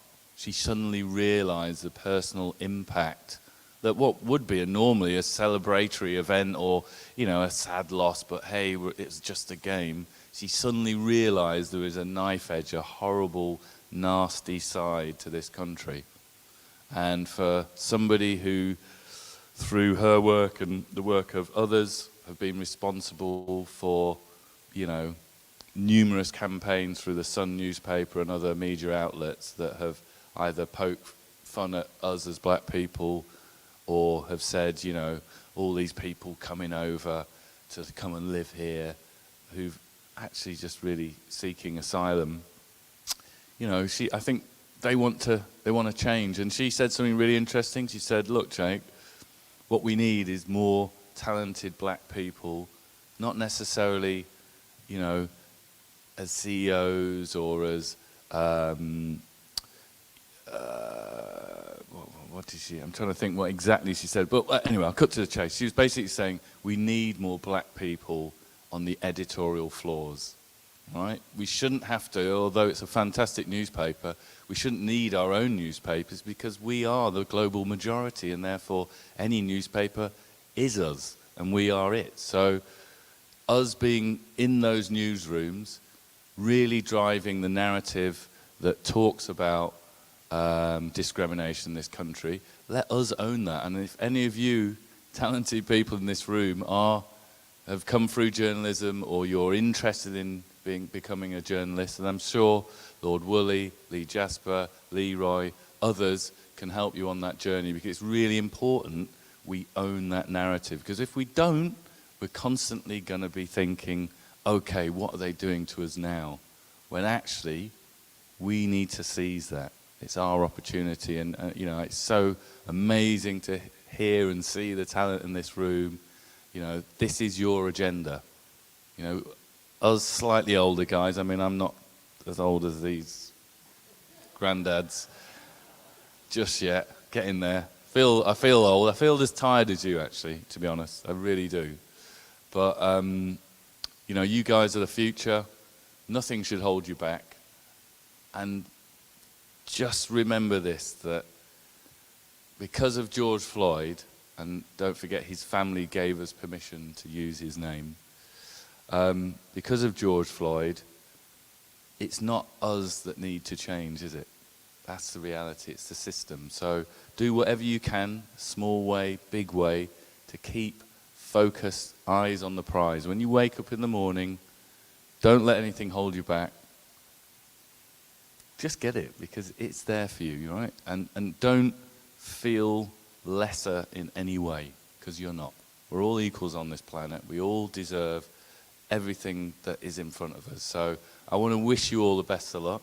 I want you to look out for the new charity I'll be joining in a few weeks. And if you feel like it's the sort of charity that you might be able to contribute to in any way, shape or form, I'd be really delighted to hear from you. So can I wish you, on behalf of all my colleagues on table number 5, I want to really wish you the best of luck, because you deserve it. Thank you very much.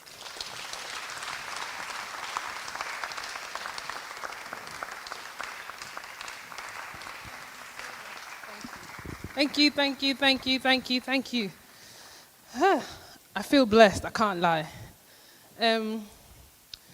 Uncle Leroy, please take your phone back.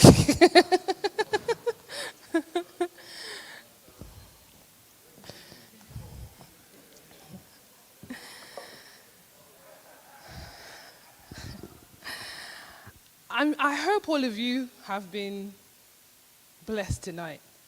I just don't want to say feel good. Feel good is nothing. Being blessed is everything. So I hope you have been blessed in some shape or form tonight. But before I start to say anything that I've got to say and close the night so you can all go home and start your long bank holiday weekend or whatever, I'm going to do a few quick things. So I'm going to try and get some photos taken quickly while everyone is still nice and dandy. Kenny, if you're ready. So let's try and do this as quickly as possible.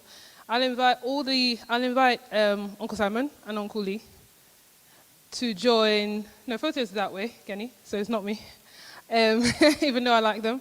I will invite all the 2020 winners here present, quickly, to the photo wall. Pardon? Okay, sure. Yeah. You want them to do it up here? Okay. All right, they want you guys on stage, so please get on stage. And yes, can we move this though? Because, yeah, that can not be in the way. He'll get it. Thank you. Yeah, quickly. Good. So quickly, all 2020 winners, get on stage. Vincent, your sash is falling. I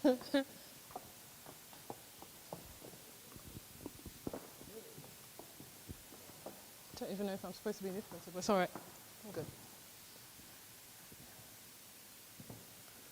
Okay. Let us know when you have it. And then quickly replaced by the 2021 winners in the room. Quick, quick, quick, quick. Uncle Simon has to go. So hurry up. Okay. Quick, quick, please. Uncle Leroy and Jake, you will be joining Uncle Lee and Uncle Simon on stage right after this one, if you don't mind.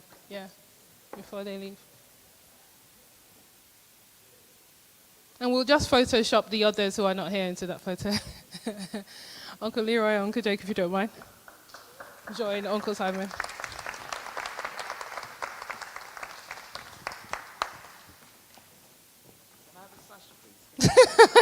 Why not, if you want one? No, why? I'm joking.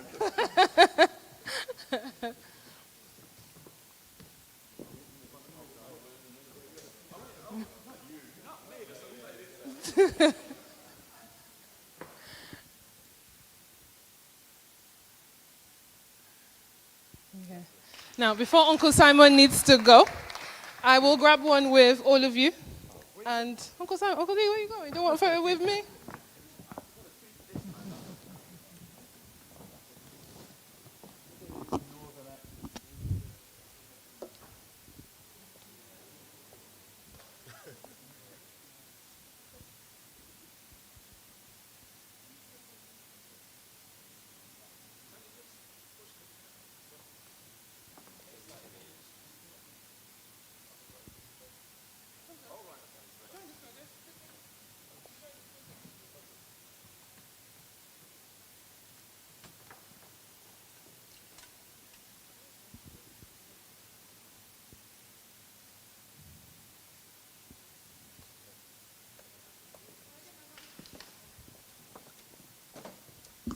Can everyone please help me appreciate Uncle Simon before he has to dash?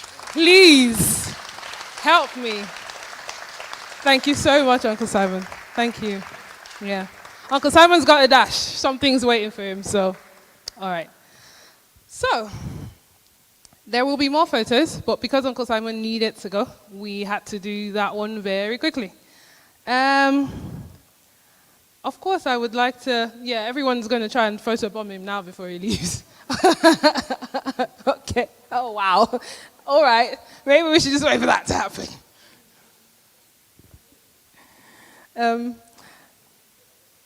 Thank you, Uncle. Now, I would like to thank every single one of you for being here tonight. So yes, we're going to get a group photo. Give yourselves a big round of applause. If I say get a group photo now, everyone's going to run on the stage and run back. So we're going to do that. Let me do some key bits first. Then we'll do that, I promise. I want to get a photo with everyone, trust me, so I'm not going to escape that. So thank you all for being here tonight. I'm sure you've all had a good time, I hope. I hope that you will be here again next year for Class of 2022. But before that, join us for Prostate Cancer CIC launch. Some key people I have to absolutely thank are our sponsors. Please give a big hand to University of Greenwich delegation that's in the room. They've gone above and beyond to support us to have this event here tonight, and we are so glad. Thank you very much. Professor Jane Harrington has become an amazing friend and supporter of Black Impact, and we thank her. She can't be here tonight, but she's made sure that they've been well represented. So thank you very much to you guys. University of Northumbria as well, fantastic university, doing amazing work. We are so proud of them. In fact, one of theirs, Manny, was a finalist in 2 categories and won one of the awards. You're the first Black Student Union president, weren't you? In fact, give him a round of applause for that. So, yeah. So we'd like to thank University of Northumbria. And then University of Aberdeen from Scotland are also our sponsors tonight. You see, for me, these are not just names. It shows growth. When we did this last year in the middle of a pandemic, I did not know that I would stand here today and be able to say sponsored by universities, and not just in England. in Scotland as well. So that shows where we're going to. You know, in this room right here, St. Andrews is also here. That is amazing. That is amazing. It is lovely. Imperial is also here. Look at that. So it is growing from no universities to 6 universities in the room, and then to more who could not be here tonight. A lot of people are suddenly now interested in this project and want to partner with us. So next year, it will be bigger and be better, and I'm so grateful for it. Of course, I'd like to thank Uncle Simon for being Chief Judge 2 years in a row. And Uncle Simon said something. If you read the magazine, well, you will all have to read it. He said, Uncle Lee said you should all make sure you buy a copy, so make sure you do. If you read the message that he put in there, when he sent it through and I read it, he said he got involved with Black Impact because when you ask CY to support something, when CY asks you to support something, now I'm talking about CY, I don't know who that person is, but when CY asks someone to support something, you cannot say no. Because of the way she asks. She asks like you haven't got a choice but say yes, you know. But I'm glad Uncle Simon has said yes 2 years in a row and so many more times. He's held open so many doors for us and for me personally that otherwise I might never have been able to get through. A few weeks ago, there we were giving a presentation to a House of Lords Select Committee. How did I think I would get there? How did I think the organization would receive that level of recognition for the work that we're doing with Black students? So I'd like to say a massive thank you to Uncle Simon. He knows how much I love him, and I appreciate everything that he does. So when you see him anywhere, please give him a high five for me. I'd also like to thank, where have they gone to? When they want to do their thank yous, then they disappear. There he is. I would also like to thank someone here who for the last couple of years has supported me, they've directed me, they've fought my battles, they've opened doors, they've been a pillar. If you look for my trouble, I can send this person for you and they will finish you. If I want a favor from you and I think you're going to say no, I send them, you must say yes. That is who this person has been to me. They've been a mentor, they've been everything. If I've been upset and I want to rant, I can pick up my phone and phone them at any time and rant, and when I'm done, they're like, see, why are you done? Yeah, okay, so here's what we're going to do. You know, and they've just been like, hey, Dad, please I'm going to invite Lee Jasper because I want all of you to publicly help me thank him. And we're going to do something he's not expecting. Uncle Lee.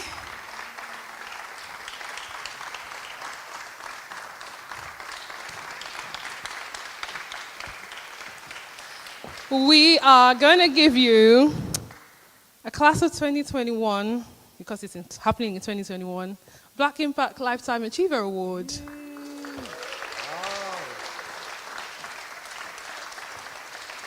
Uncle Lee has been doing this for so many years.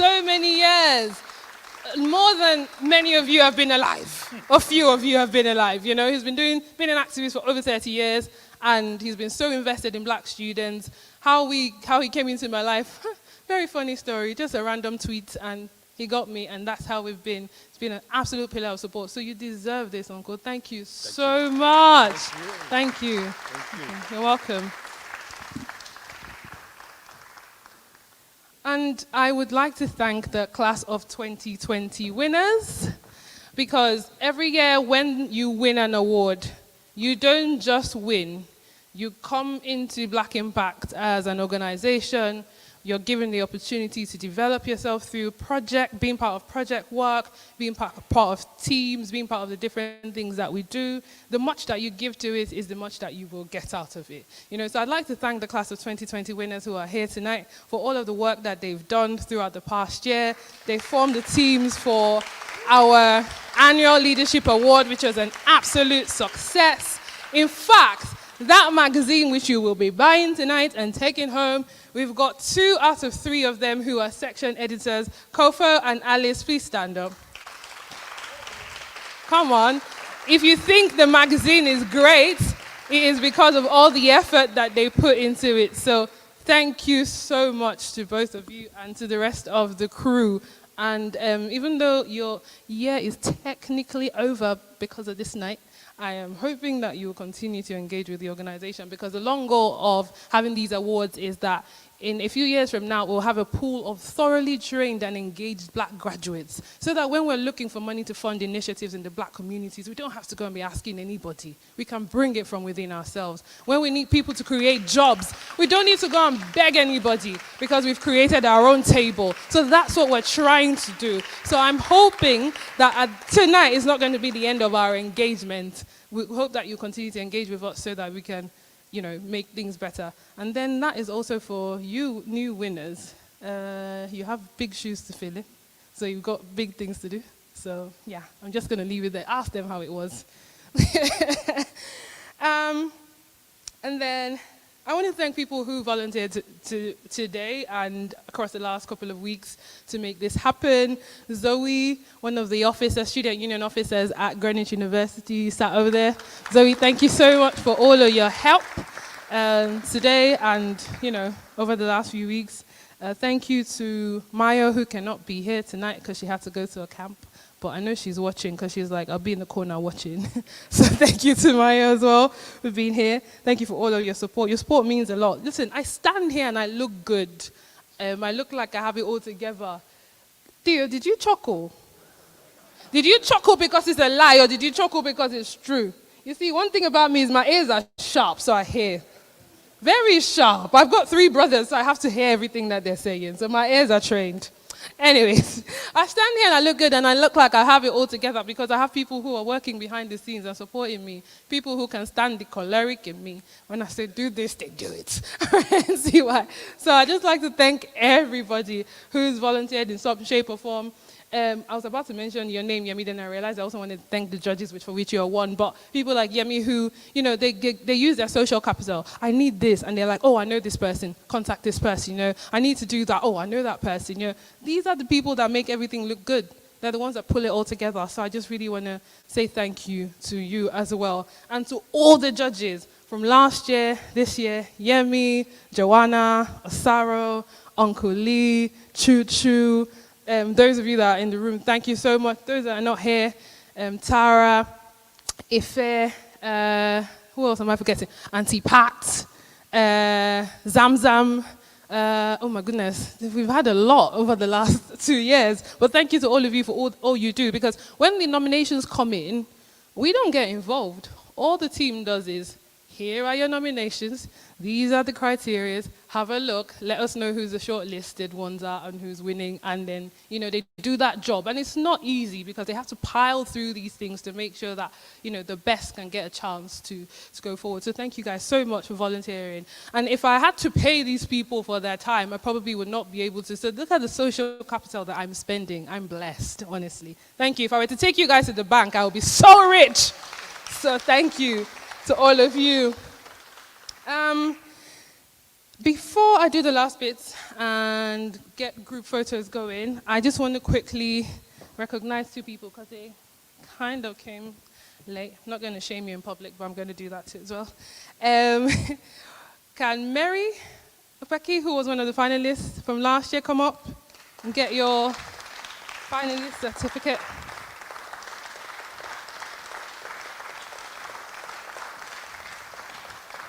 On stage, get your moment. Here you go. Congratulations. Last year the awards were really tough, so if you made it as a finalist, you are good. So congratulations, Mary.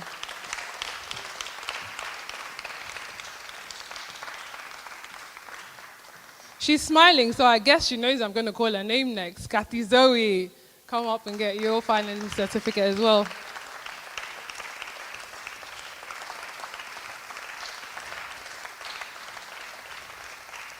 Great to finally meet her in person. You know, the beauty of these awards is we get to speak to a lot of them before without even knowing them. Some of them sound like, who's bothering me on the phone? Some of them are so excited to speak to you. So it's a mixed bag. So I hope all of you feel good now that you see who you speak to on the phone sometimes in person. So congratulations, Kathy. But she's one of the ones that we have such a good laugh on the phone. We can spend hours, and we've never even seen each other till this day. So congratulations on being a finalist.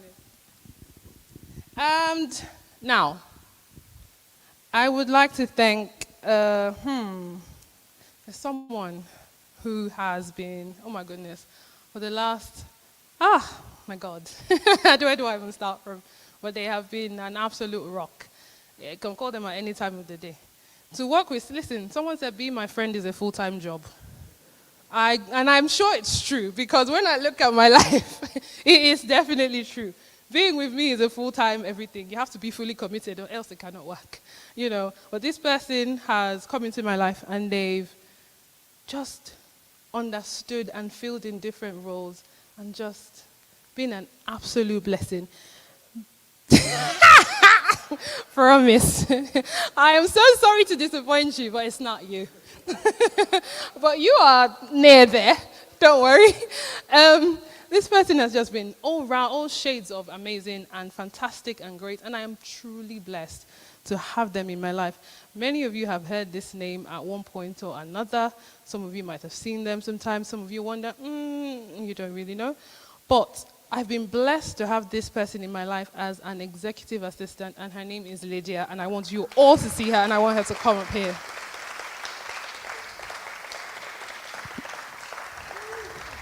Yes, Lydia, you mean so much to me.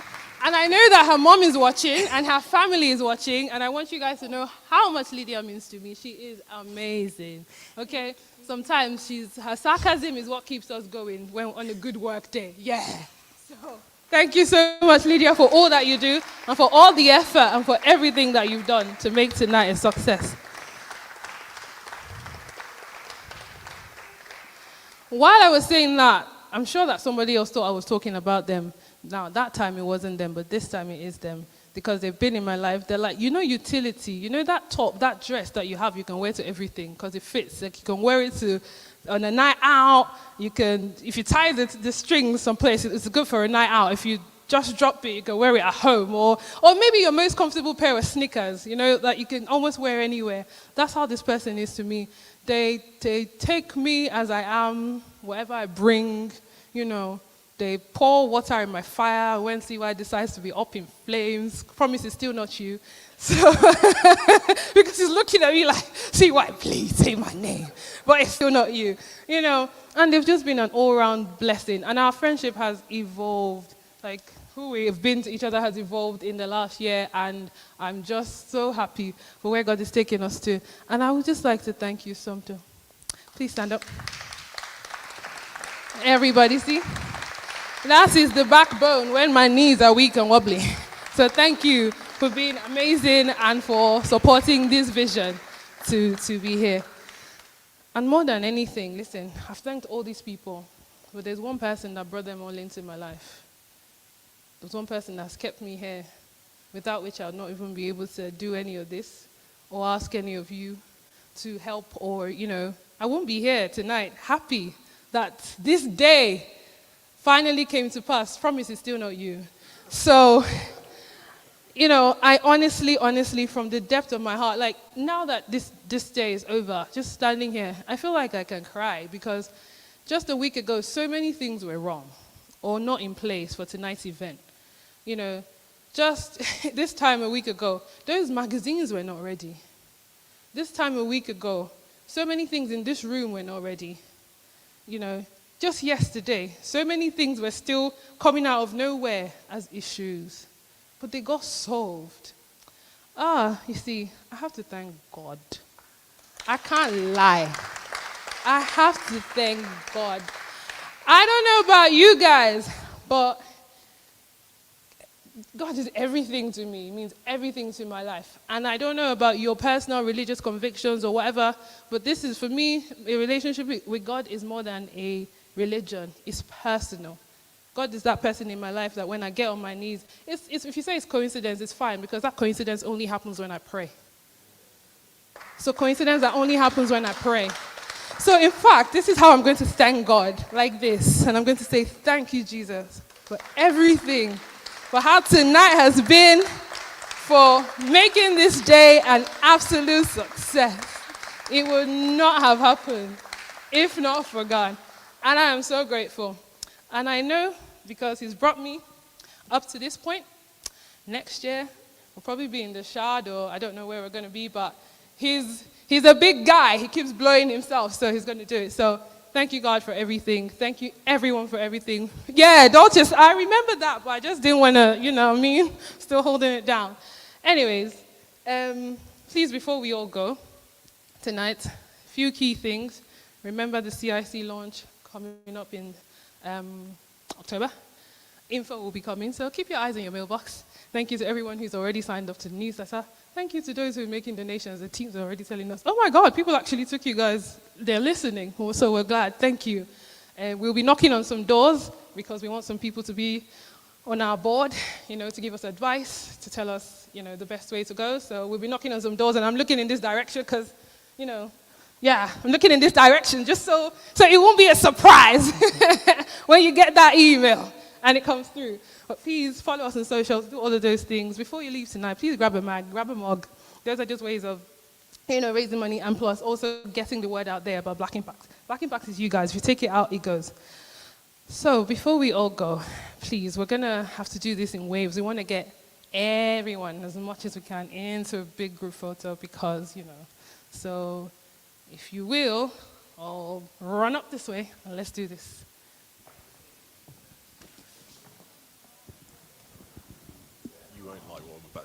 While everyone's coming up, I also, CY mentioned God in her closing thing, and I also do want to say that God uses individuals to create his work, so also massive big round of applause to CY, who's made herself a vessel and able to do this work, so thank you. Where should we stand? We're all getting on stage. All of us. Well, the short one's on stage and the tall one's on stage.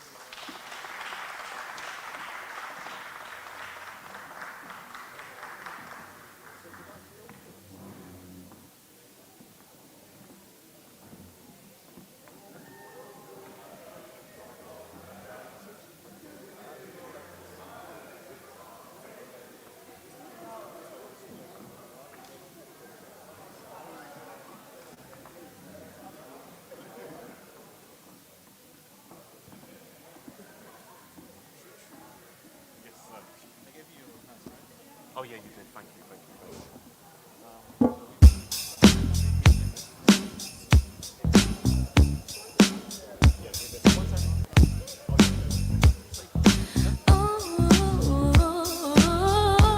Oh, yeah.